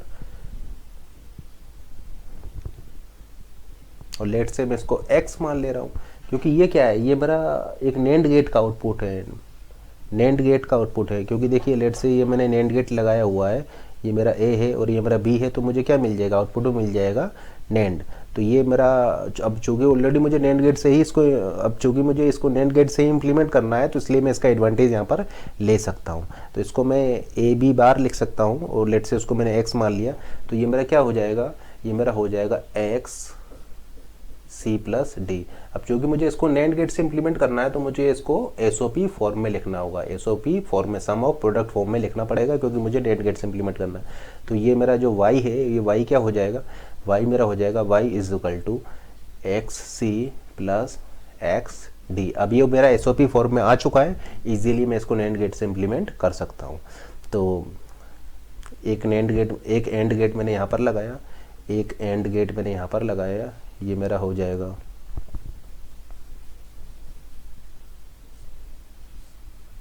और इन दोनों का मैंने यहाँ पर और ले लिया, तो ये मुझे Y मिल जाएगा। ये SOP फॉर्म में मैंने इसको लिख लिया है और एंड और हायरार्की यहाँ पर मैंने क्रिएट कर ली है। अब मैं बबलिंग यहाँ पर लगा रहा हूँ, एक बबल मैंने यहाँ लगाया, एक बबल यहाँ लगाया, बैलेंस करने के लिए एक एक बबल यहाँ पर लगाया। ये NAND गेट बन चुका है, ये NAND गेट बन चुका है, ये हो जाएगा आपका bubbled OR is equal to NAND gate. तो बबल्ड और को मैं रिप्लेस कर दूंगा NAND गेट से, तो ये बबल्ड और को मैंने रिप्लेस कर दिया है NAND गेट से, ठीक है ना। तो ये मेरा बन जाएगा, लेकिन ये मुझे अभी X को भी इम्प्लीमेंट करना है, क्योंकि X मेरा क्या है? X मेरा है AB बाहर। तो X के लिए मैं सिंपली एक NAND गेट लगाकर इस तरीके से बना सकता हूँ। तो ये मैंने एक NAND गेट लगा दिया यहाँ पर, ये मेरा एक NAND गेट हो जाएगा और यहाँ पर इनपुट में दे दूंगा A और B। तो मुझे यहाँ पर क्या मिल जाएगा? यहाँ पर मुझे मिल जाएगा A बार प्लस B बार। तो जैसा कि आप देख पा रहे हैं कि इस सर्किट को इम्प्लीमेंट करने में टोटल मुझे यहाँ पर 1 2 3 एंड 4 NAND गेट लगेंगे। तो minimum number of NAND gate हो जाएंगे यहाँ पर 4। तो इस क्वेश्चन का आंसर हो जाएगा 4 NAND गेट्स का यूज़ करके इस सर्किट को मैं इम्प्लीमेंट यहाँ पर कर सकता हूँ। आप मुझे इस सर्किट का आउटपुट बता सकते हैं? देखिए ये सभी मैंने यहाँ पर NOR गेट्स लगाए हैं, ये 4 NOR गेट मैंने यहाँ पर लगाए हैं, 2 NOR गेट मैंने यहाँ पर लगाए हैं और 1 NOR गेट मैंने यहाँ पर लगाया है। इनपुट है PQ, QR, PR और QR। तो क्या आप मुझे आउटपुट बता सकते हैं इस सर्किट का आउटपुट क्या आएगा?